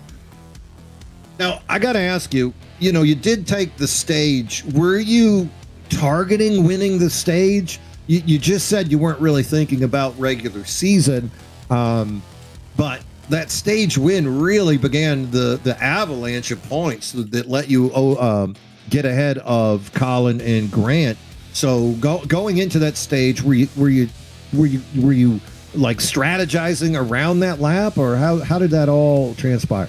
I forget exactly. I think we had. I think the caution before that came out at a point where we had a pit. So if I'm not mistaken, I just pretty much had to take 4 tires with how many laps I currently had on them. So that was really never the goal. The goal was win the race today. So no, I wasn't really thinking about it. Well, ended up working out in your advantage. Taking 4 at that point. Last stop, though, you came down on lap number 129 of the scheduled 150. Went with the 2-tire strategy. Easy decision? Yeah, actually, I was thinking about taking it, and then my crew chiefs in the booth, you guys, I heard you talking about yes! Colin. I heard you talk about Colin taking 2. So, pretty much it was a heads-up race with me and him at that point, so definitely send him our Venmo. Send him our Venmo. Yes, yeah. So, Colin has been a guy. You saw him go on that streak where he just knocked off 3 in a row, 4 out of 5 races. I believe Colin won in that little gap. Now we're going into the playoffs. You have the momentum here today. Next week, Dover, much different track, but how does the number 10 handle Dover? Is that a I like it track, or is that a I need to put in some work? I feel pretty good at Dover. Again, I think I said last week, I'm not sure how I stack up to everybody else in the league at that track specifically, but I feel I can do well there. I'm looking forward to seeing exactly what you're going to be able to do out there. Yeah, it's first ever. You're the first ever rookie to ever win the regular season champion in this league, Nate. Ooh. Colin Bollinger did it on his first full-time season, but he was not a rookie. You are the first rookie to ever do it. I'm sure he would have done his rookie season if he was full-time, but I will take that honor. Nice. Yeah, does it come with a trophy? I don't know. You got to ask Beverly and Kevin Kyle. You got to pay for it, but yeah, I may or may not have a few of those. Look at you! Everything comes with a trophy if that's the definition. Exactly. Yeah.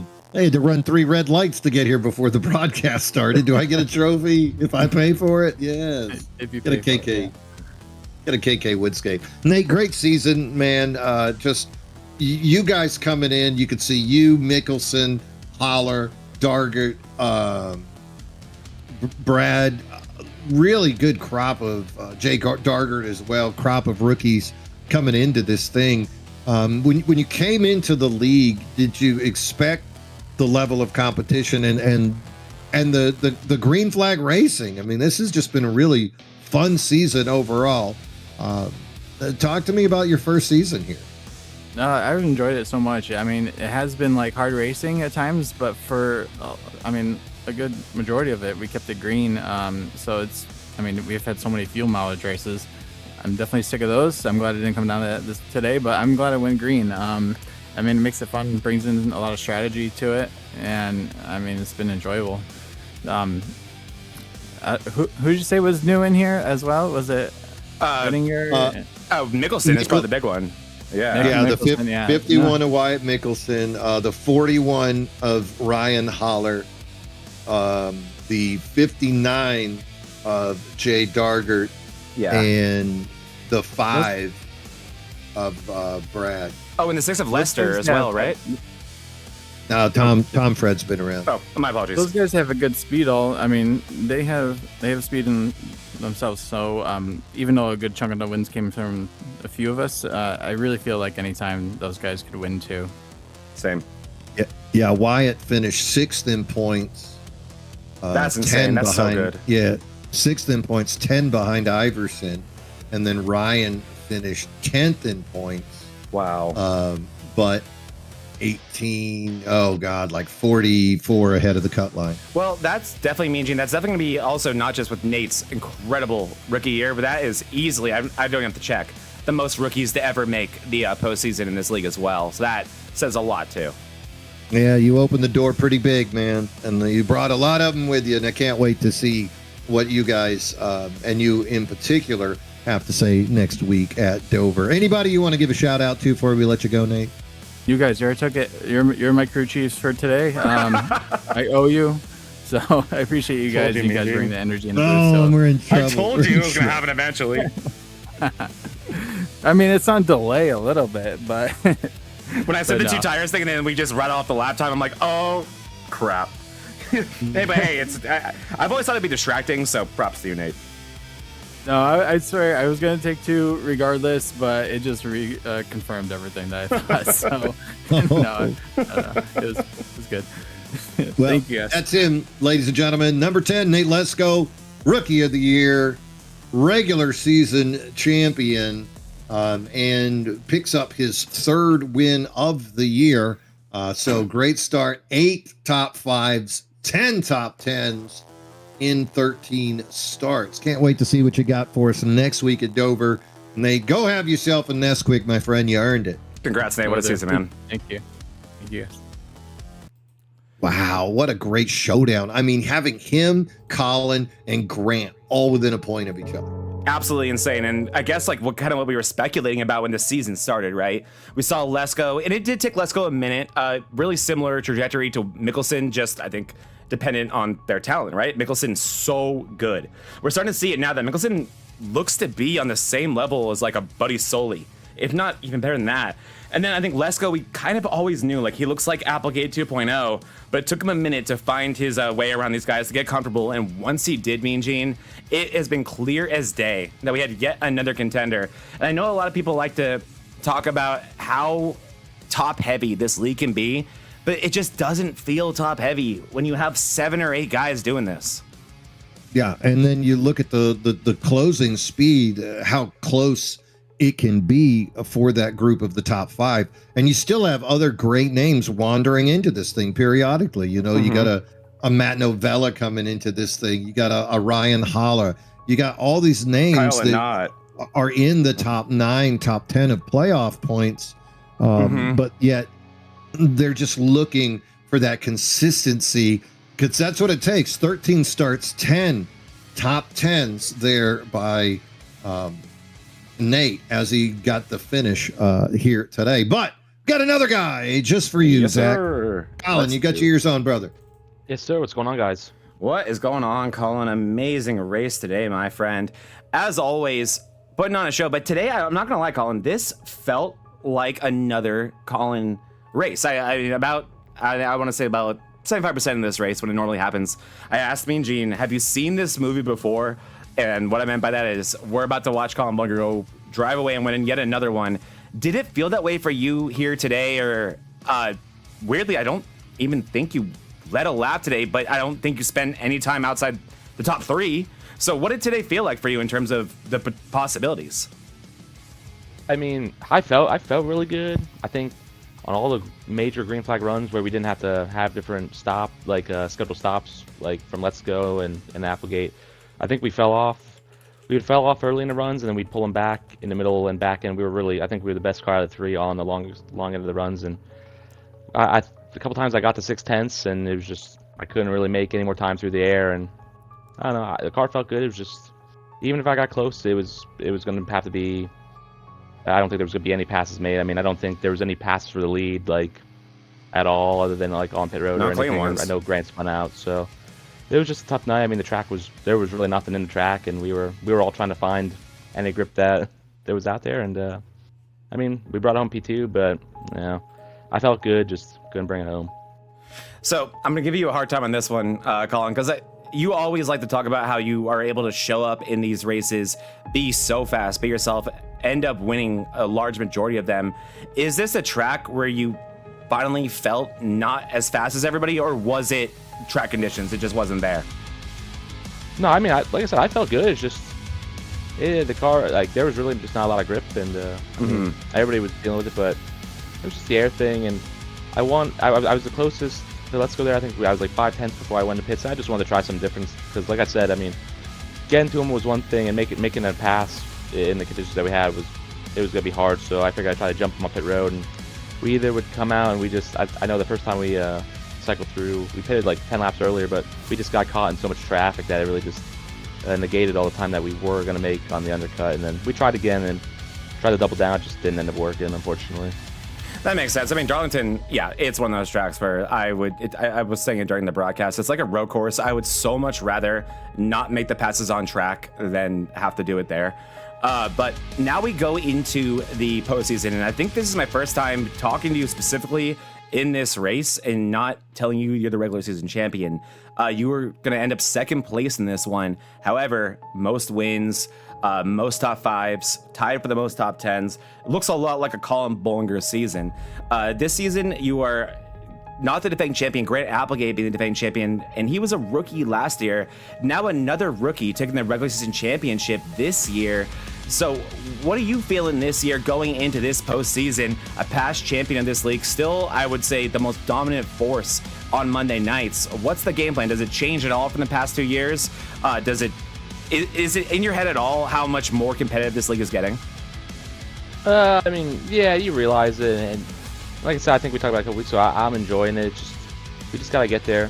Just do what we did the last 2 seasons. I mean, it's worked so far. We've been to a Final Four twice, and we just gotta grind through these rounds. And there's some good tracks in there for us. So just get some good spots. Maybe we pick up a win here and there and get us to Kentucky. And then, I mean, hey, listen, I think mistakes-wise, I think we've been doing pretty well. Not really wrecking ourselves, not putting ourselves on making mistakes on pit roads like some of the others. So I mean, listen, once you get down to that last race, anything can happen. So I mean, I know Grant's good there, but we'll end up having something if we get to Kentucky for sure. No, I totally agree with you. It's honestly been wild to me sometimes to like transparently see your name in the Discord and be like, why are people talking about Colin? He's been the quietest I've ever seen him this year. He just happens to be winning a lot of races. But yeah, amazing season from you this year, Colin. It's been a fascinating one. So stoked to see what you can do in the postseason. For your info, for what it's worth, you will be third place going into the postseason. You'll have 38 bonus points, so you'll have a really, really nice gap. But Applegate will jump you to 44, and then you'll have Let's Go with the 48. I'm assuming that includes the bonuses for where you finish in the regular season. If it doesn't, then everything I just said is not true. But best of luck to you, man. I'm sure I'll be talking to you this time next week. Any shout outs you want to give before I let you out? No, that's Darlington. Go to Chase. Oh, there's a Chase. Oh, my apologies. Yeah. I will find that. Give it a peeky How poo. off was I? A lot. Oh, sounds about right. Well, in the meantime, give your shout outs, Colin. Just the same guys, Daniel Plant-Smith, Team Blues Racing, Rachel Wingfield, Andrew Bolander, all those guys, and then just you guys, every week, no matter what, you guys, the goats. That's really it. Why do you have that? That's not what I have. Yeah, it's not right at all. No, what I got, I have Colin starting with 2015. Okay. And then I have Nate in second with 2009. I got it. You're right. So Nate, oh yeah, I was way up. Colin, you are the leader. Hell yeah, there we go. That's right. Yeah. That's what I thought. No, I'm joking. That's a good start. What an idiot. What's he even saying? We just gotta make the most of it and be consistent. That's all. Yeah, you got 15. Let's Go's got 9. Applegate 6. Buddy, Joe, and Tony have 3. And then the remaining 6 guys are all at 2,000. You got 3 races coming up: Dover, Daytona, Phoenix. You like all those? We could scrap Daytona, but the other 2 are cool. Yeah. You don't like super speedways? We gotta have super speedway racing for the special guys. That type of stuff. No, I don't. It's not my cup of tea. But, It's not fun. It's not alright. even fun when it's fun. Yeah, it's makes fun for sense. one lap and then it's over. So that's Exactly. It's fun. It's fun for us in the booth, and it's fun for the Yeah. fans at home to That's watch true. you guys go 4 wide down the backstretch, and then all try to squeeze into the same apron lane one at the bottom. It's 4 wide while we're saving fuel. Yeah, pretty much like real life, I guess. That's kind of how it goes. Except we can't go 4 wide. Yeah, let's not try that.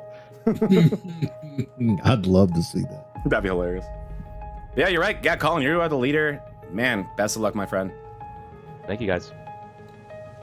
Well, there he is, King of the North. He might not have won the regular season, but I'm sure he's going to try to do what happened to him last year. Last year, he won the regular season, makes it to the Final Four, loses to Applegate. This year, different feeling as Bollinger gets eked out for the regular season championship. And now I imagine he'll be ready to come back and get after it hard, maybe do the opposite this year. I agree, man, Gene. It's going to be a new Colin Bollinger. I mean, we've seen a new Colin Bollinger in the latter half of this regular season, and I don't think much will change until, I think he kind of gave us a little bit of a hint there, until the end. Until the end. Oh, and looky, I'm checking out the finishing order. I hope this guy's still on. He's got to be. He hiding in the booth? Oh, maybe he's in bed already. Oh, just call his cell phone. I will. Don't think I won't. I was going to say, I'm honestly shocked. Well, you know what? We're just going to send him. Tell me he's fired if not. Yeah, we're just going to send him an invite. You know what? He might be in bed. We're, of course, talking about Buddy Sully. We are. Finished third here today and accumulated enough points so that he will be heading to the championship round of 12. And there he is, Buddy Sully. It's Mean Gene, Zach Panzarella. Can you hear us, my friend? Still thinking. He's on mute. I see it. Yep, you're on mute, buddy. Muted. He finished third for sure, right? I'm looking at it right Okay. here. Race results, third place, Buddy Sully. And then we go There over he here is. to... Yep. And we're And gonna- he better know that Jay Stinson is just waiting up in our Discord went- channel. And there he is, Buddy Sully, 315 on the year, 3 poles, 1 stage win, Mexico, 1 win, 4 top 5s, and 7 top 10s on the season. So it's funny, you know, we made jokes about Buddy not having a Buddy-esque season, but who wouldn't want 7 top 10s? No, it was quietly Buddy-esque. You're really right about that. And I gave Buddy a hard time about it, which I do feel a little bit bad, just a little bit bad about. But I think what the big thing is, Mean Gene, is, to be honest, like the last time we saw Buddy Sully full time, he was our favorite to win the championship. And he was Yep. the champion. So yeah, he's a little bit away from that. And I think the crazy thing to talk about, me and Vulpus actually were talking about this the other day, is not Buddy digressing. It's nothing even close to that. It's just how much it takes, how little time you can take off to stay on the level with these boys. And it's been great to watch, and we and you, the viewers at home, have benefited. I see the mute button is off. The light might be on, Buddy. Buddy, can you hear Hey, you us? guys hear me now? Oh my gosh! Got him. Well, Buddy, I tell you what, man, Zach was giving you all that hate. I saw it. So much hate. So much hate. But here That we sucks. are. You pick up your 7th top 10, your 4th top 5, 3 poles on the year, along with that win at the Autodromo Rodriguez Hermanos. Damn it. And now you are 4th going into the playoffs with the chase points updated. How we feeling down there? You know, I didn't think I had that good of a season, honestly. I didn't think I had that many top 10s, and I really thought it was a crappy season for me. But on the other hand of that, what the heck was Colin doing on the last lap? Why did he almost kill me and Jay?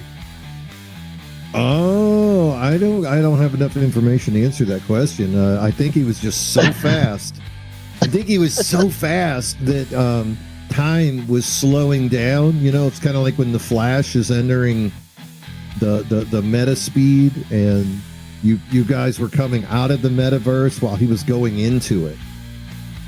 Well, I could see it for the lead, but he's not going to gain anything on second and third.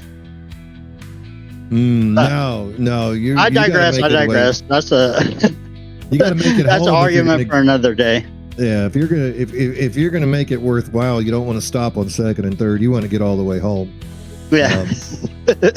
And you know, I gotta say, buddy, you made that comment about not a great year for you, but it was just a quiet year. You weren't on that top spot.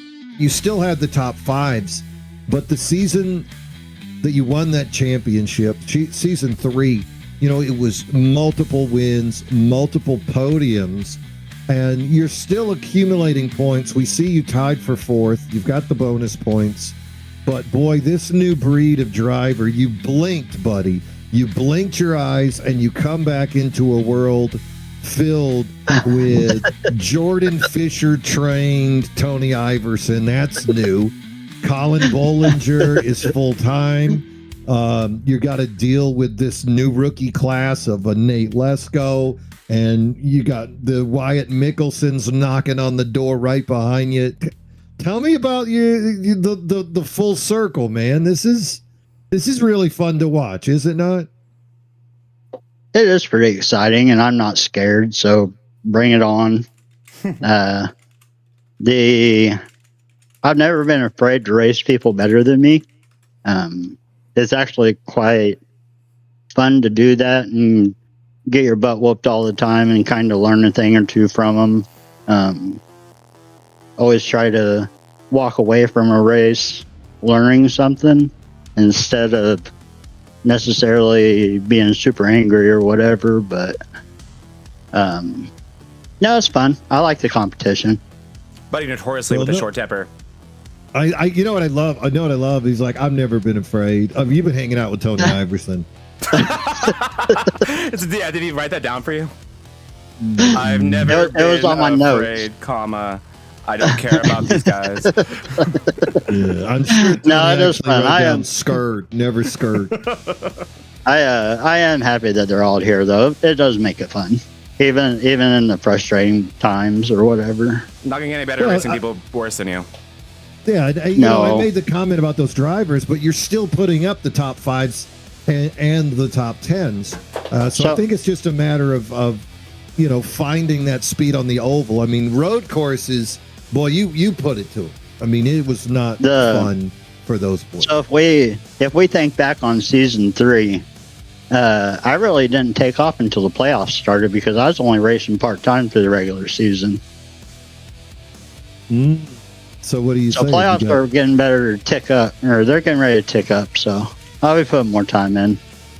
Nice. I'm curious, one of our sponsors, Jordan Fisher Fish Brakes, are you part of the group that might communicate with him? I am in his Discord, yeah. And I talk to him from time to time about different things here and there. Yeah, that guy, a great resource. Super nice guy, yeah. He'll answer anything you got a question about, usually. Oh my word, who was that? What? Watch Colin in turn 3 with Justin. That was How'd Buddy, you ducked see a that? bullet. Because Buddy brought it up. Oh, what lap? Hey, Turn 3 on the very last one. Lap 150. Oh, I figured something had to have happened. I wanted to give Lesko his moment in the sun, but I figured there's some craziness going on there. Oh, I'll see if I can find it. That was a good one. He's gonna look that up. So talk about the partnership with Tony Iverson, Grant through Racing Tyrants. You got that rebrand. Pretty exciting stuff, right? Great group of drivers. Oh yeah, we're always talking about different things in Discord with strategy and stuff, and I was really pulling for Grant to try to have a good night tonight and take the season champion or the regular season championship, but You guys must be watching the last lap of turn 4. He went full send. Oh my god. Yeah, I mean, that's one way to do it, Colin. Look at you, buddy. You like go down below. You're like, I do not want any of this. He read that like a book, Mean Gene. Buddy read that like a book. He's like, oh, look at Stinson. No. Yeah, and then Jay's like, I'm broken. Yeah, I'm in danger. I like Sorry. crayons. Oh Lord! Oh no, that's not a decision I- behind him, is it? No, I it's think not. I was Okay. all the way down. I think I was all the way down on the apron at one point, trying to avoid that whole shenanigans. I think you tried to get entered on the apron. Yeah, I'm but so pretty sure did you he. entered on the apron. Yeah. I mean, yeah, Colin had his mind made up. He was doing what he was going to do, and there was no one that was going to change his mind about that. And I don't blame him one bit, man, Gene. Like, this is a grown man move by Colin Bullinger. Yeah, I mean, yeah, everybody's going for it. He knew he had the better It's the tires. last lap. You'll make it to the start finish. You'll be fine. Yeah, he's like, it's okay. It's fair he won't- game. He's on a fast team Venom. Surely He none of those just guys will. blatantly turned Stinson. No, but none of those guys will come after me later. Stinson's going to be really excited about that. I know, if I know Jay Stinson, I know he loves stuff like that. Oh, they were looking at replays. He Now was I know full what they were throttle looking at. afterwards. Oh no, Mean Gene. I don't think that. Jay I don't think was? anything on the. Yeah, he was full throttle to try to get back to him. That's why he spun back out. I don't think anything on the last lap. I guess, buddy, you were there. Do you think that's? I don't think that warrants a penalty personally. Like, it's the last lap. It's not going to ruin anyone's season. Why not? It's not for the win. I don't know. What do you think? I think it was over aggressive. I didn't say that. I could understand it if it was fighting to get into the playoffs or if it was fighting for a win, but I don't think that's correct to be doing that for second or third. Not Yeah. whenever you're in like first or second in the points. We're watching his onboard. He sends it in. And there's no way that car is sticking. Like, it's not going to stick down there. He was optimistic.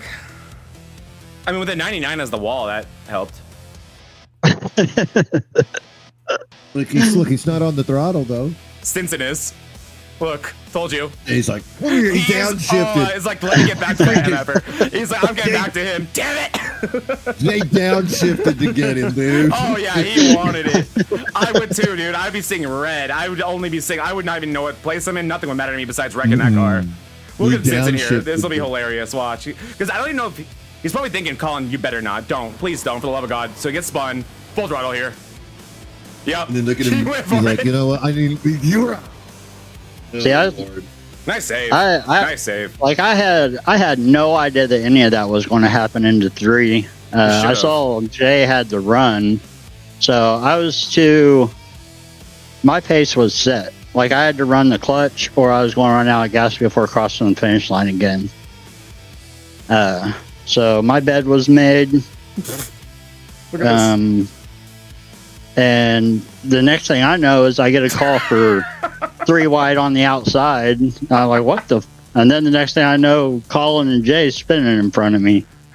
From your So- perspective, buddy, that's legitimately hilarious. Is the only way to describe it. Like, Mean Gene, it's not the, I'm like, it's not nope, the funniest turn thing I've left ever seen. and go to the apron. Watch this. It's like, I'm just gonna finish second. It's been a good day today. Oh my God, what's this?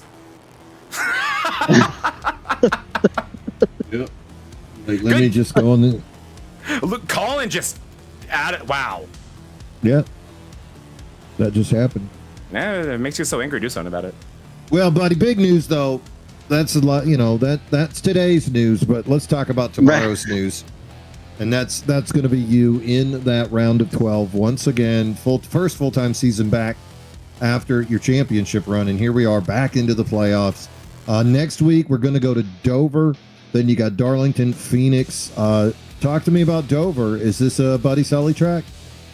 Dover is a fun one. I haven't ran it since the new package update though, so It's just worse that than it might was be before. an interesting one. Worse on tires. I used to like that track. It's like a bigger Bristol to me. Yeah. The new version is just tighter and worse on tires.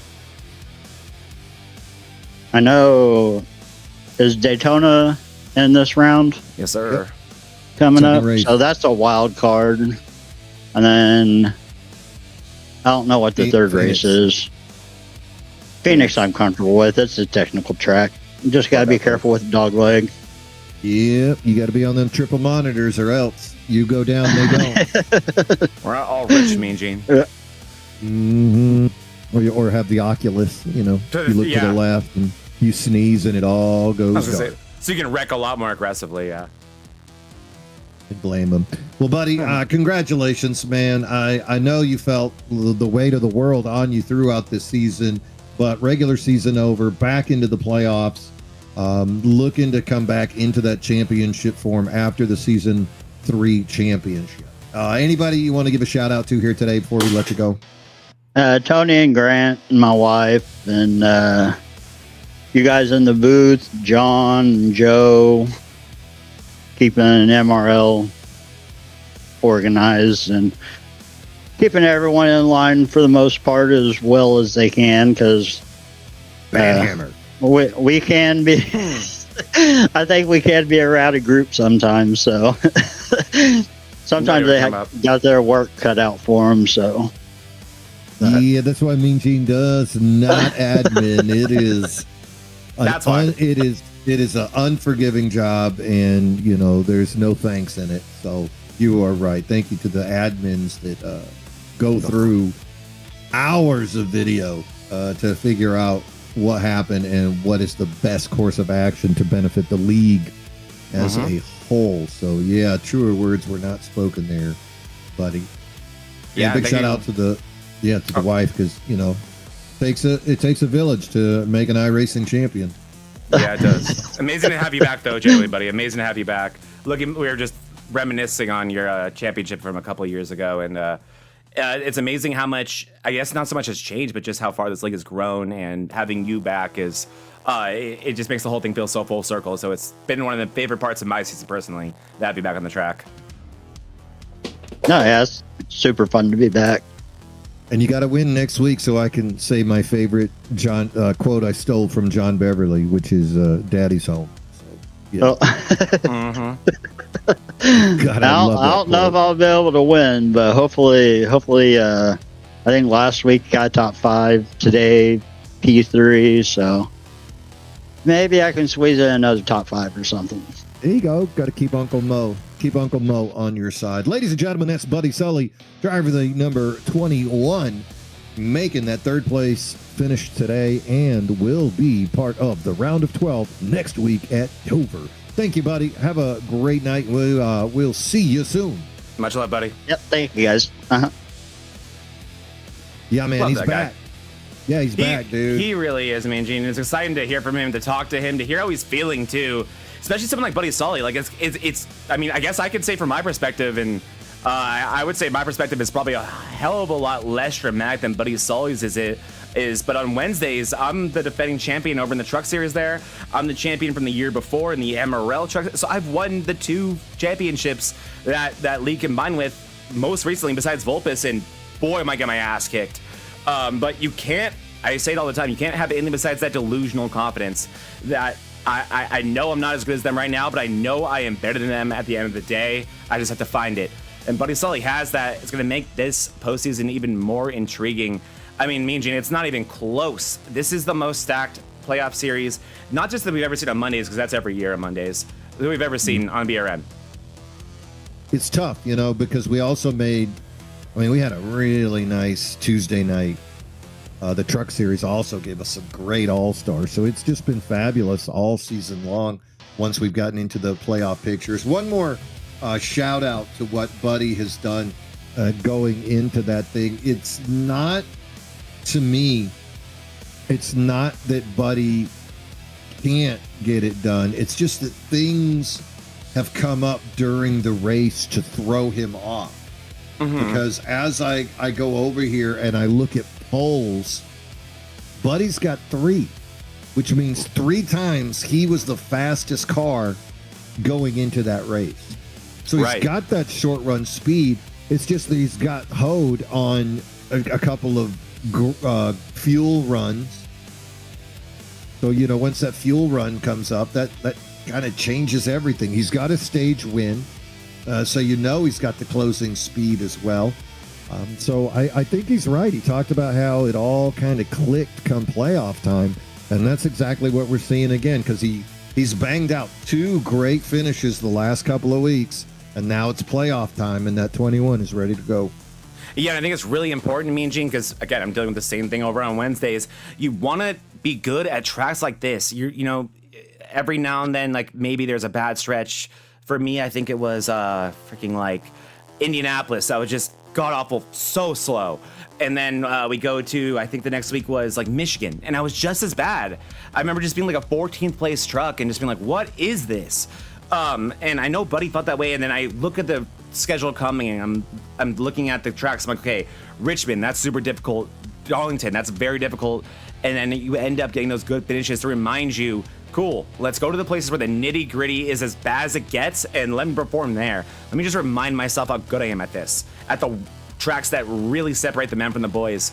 Buddy Sully just did that for himself, and I think that's going to be a really, really big moment for him. And I think also to compound on what you were just talking about, which is, first of all, I didn't know that Buddy had 3 poles. Obviously, you know the one in Mexico. The other 2 were a little bit surprising to me to hear about, but that does say a very telling stat, that he's putting in single lap times that are the fastest of this very, very talented field. Not to mention, we're seeing Buddy on top of the practice boards week in and week out so frequently. Is Buddy Sully the fastest practice car?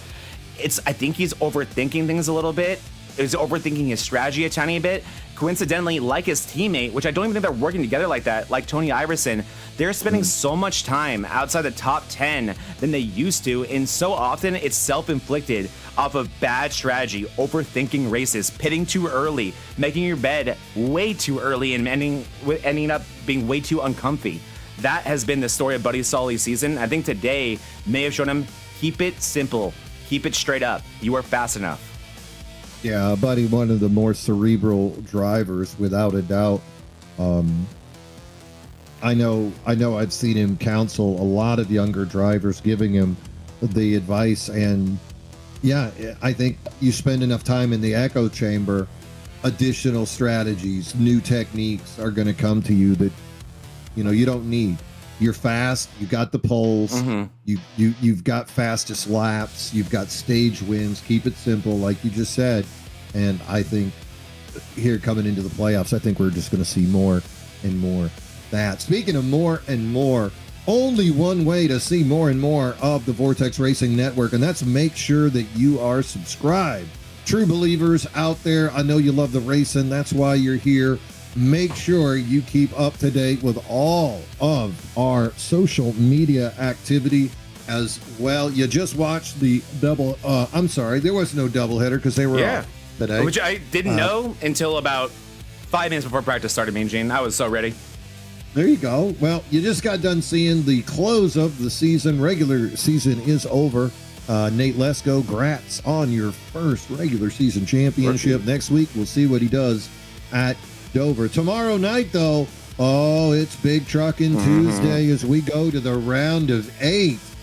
The round of 12 is over, and now 8 drivers left standing. Also, best of the rest tournament narrowed down to 10. So that is well on the board as the boys of Bonfire will continue to do battle tomorrow night. Wednesday, All-Star Time. MRL DDI Moonlight Truck Series continues.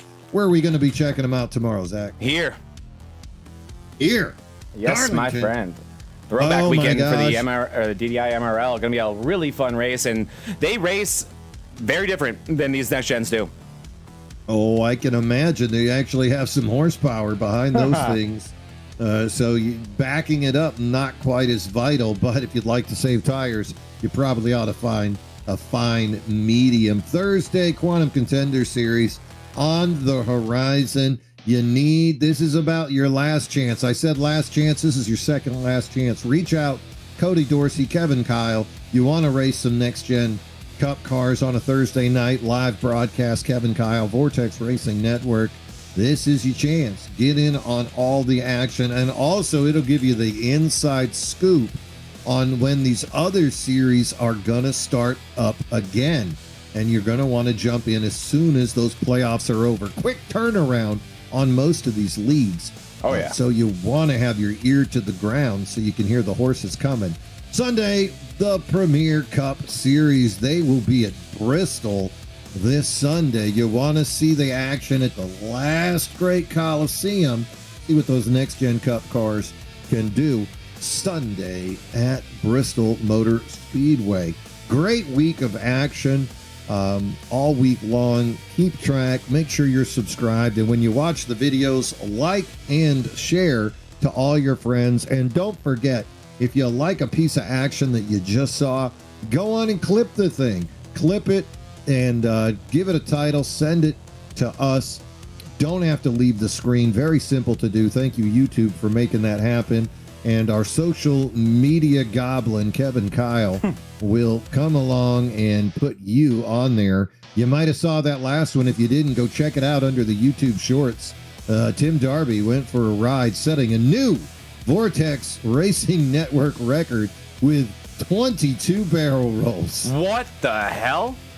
22 barrel rolls. That is impressive. Speaking of shorts, real quick, Mean Gene, for the DDI MRL Truck Series, some of you may have noticed who watched the Talladega broadcast that I was in there in the booth, and we had, or why is he on? I've heard we sound similar. We had some technical difficulties at the end there. We lost the power in the house for hours. So the finish of that race was just posted on the video section. So instead of live, you go to videos. There is a 3-minute feature there of the end of that race. Tons of cool camera angles because we couldn't beat the barrel record that Darby sent there that you're telling me about, Mean Gene. But I may have you beat on the elevation record. We'll have to talk about that because I think we sent up Tibbetts at least 15 stories. Oh, poor Dylan. You know, he was powered by Taco Bell, and who knows where that's going to land. We've seen the memes. Yeah, it's in the memes. You got to check it out. So great action. Vortex Racing Network YouTube channel, but also with those social media shorts across the board. And track guides. Keep track of that. Yeah, now the track guide. Zach Panzarella working with Jordan Fisher to bring us some amazing insight on how to improve your skills. And boy, I'll tell you what, those boys over in Bonfire, they are taking more and more advantage. I see more of those dudes popping up over there. Jordan Fisher has his own team. Evan Stewart, multiple wins. Jerry Rose, multiple top fives. Today, too, Mean Gene. Ben Knights over there. And Jaden Porter as well. He's got some top tens. And that's a talented stable. Team. Wow. It is. And that stable just keeps getting bigger. More and more people, not officially on their team, but signing up for the Discord and working with Jordan or his team of coaches with Garage 61. So thank you so much to Fish Speed Brakes for their sponsorship all year long of Monday Night Mayhem. Also, thank you to Kevin Kyle with his sponsorship of our trophies, donating the Season 6 trophy at the end of the regular season. Kevin sponsoring multiple leagues across the Vortex Racing Network umbrella, and what he does behind the scenes with our social media and bringing the Quantum Contender Series onto Vortex as well. Kevin, integral part, and introduced MVP. me and Zach too. So yeah, that honestly biggest thing that Kevin's ever done in his whole life, probably. Yeah. I mean, let's not tell his wife that, or No. Just probably not, or the company he founded and all his employees. That's less important than you and me. Yeah, we don't talk about that. But anyway, all seriousness, if you've got leagues or awards that you think should be awarded, reach out to Kevin Kyle, and he'll work with you to design the trophy. You want to talk about a race win, he'll design the trophy to look like that track. Yeah, championships. He's got some sweet stuff over there. Go ahead and reach out to Kevin Kyle for that. And also thank you to Tony Iverson and the Racing Tyrant for their sponsorship of the post race show. As Tony giving us the ability to come on here and chitter chat just a little bit more about what we got going on in the future. Final thoughts before we head out, Zach. Oh, just a big shout out to this league. I mean, this is my favorite league, probably in the world, me and Gene. My favorite one to broadcast. I look forward to this every Monday. And just to get once again in the nitty gritty of the postseason here with easily the most talented roster we've ever seen. And just when we thought it couldn't get any better, we get somebody like Nate Lesko and other guys like Wyatt Mickelson. So I will go ahead and give one early prediction for the first round of the playoffs. And that is that Wyatt Mickelson is going to win at Daytona. I don't know why. I just feel that Wyatt is going to break through. And I know he's good enough to break through at a normal track like we almost saw here at Darlington. But I feel like that aggression's going to come through. It's all going to come together at a super speedway when now he has the respect, the buy-in from the rest of the league. They know how talented he is. Wyatt is going to have that trust. He's going to have those pushes. And he's going to know that that moment is his. It's the last, I guess you could say, like Colin said, it's the one that it's wide open for everybody, but it's more, in my opinion, wide open for the round of 12. That is who it's going to be important for, and especially anyone not named Bollinger, Iverson, Lesko, or Applegate. And the next up for me has got to be Mickelson. So he's my pick to pick up his first win in this first round. And then also just want to send out the biggest shout out to this whole roster. Again, big moment. Seriously, I don't want that to go too much under the radar here. A huge moment to have a rookie in this league especially. That is insane. Win the regular season championship. And it's a big deal to win the regular season championship. And hit up KK Woodscapes to get that trophy if you want to have that made, because even cooler, people make custom trophies for big accomplishments like regular season championships, because those are nothing to sneeze at, especially here. So my hat is off to Lesko. Another great race. Darlington, I just love this place. Cannot wait to get things started with a doubleheader next week at Dover. We'll be having a really, really important race for the DDI RL ARCA Series with the 44 ever 144 at Dover. Our past good friend and teammate CM Pennington, really, really similar to Puckett over on Tuesdays, and how so much of that league is modeled off of Puckett.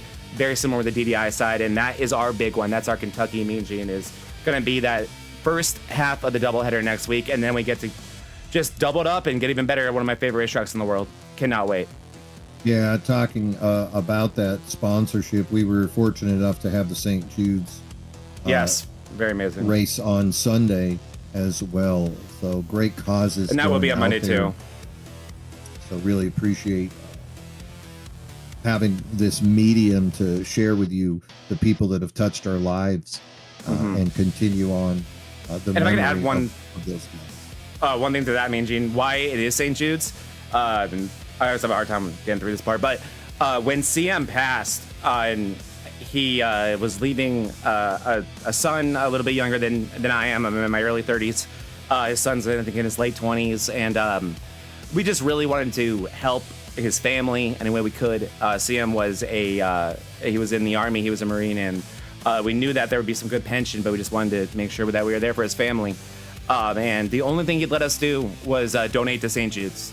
So that's why it's St. Jude's, because they took such good care of CM towards the latter part of his life. And it just, that above all, goes to show how high his character is and how incredible of a person he was, that he wouldn't even let us really give money to his, I guess, lineage or whatever.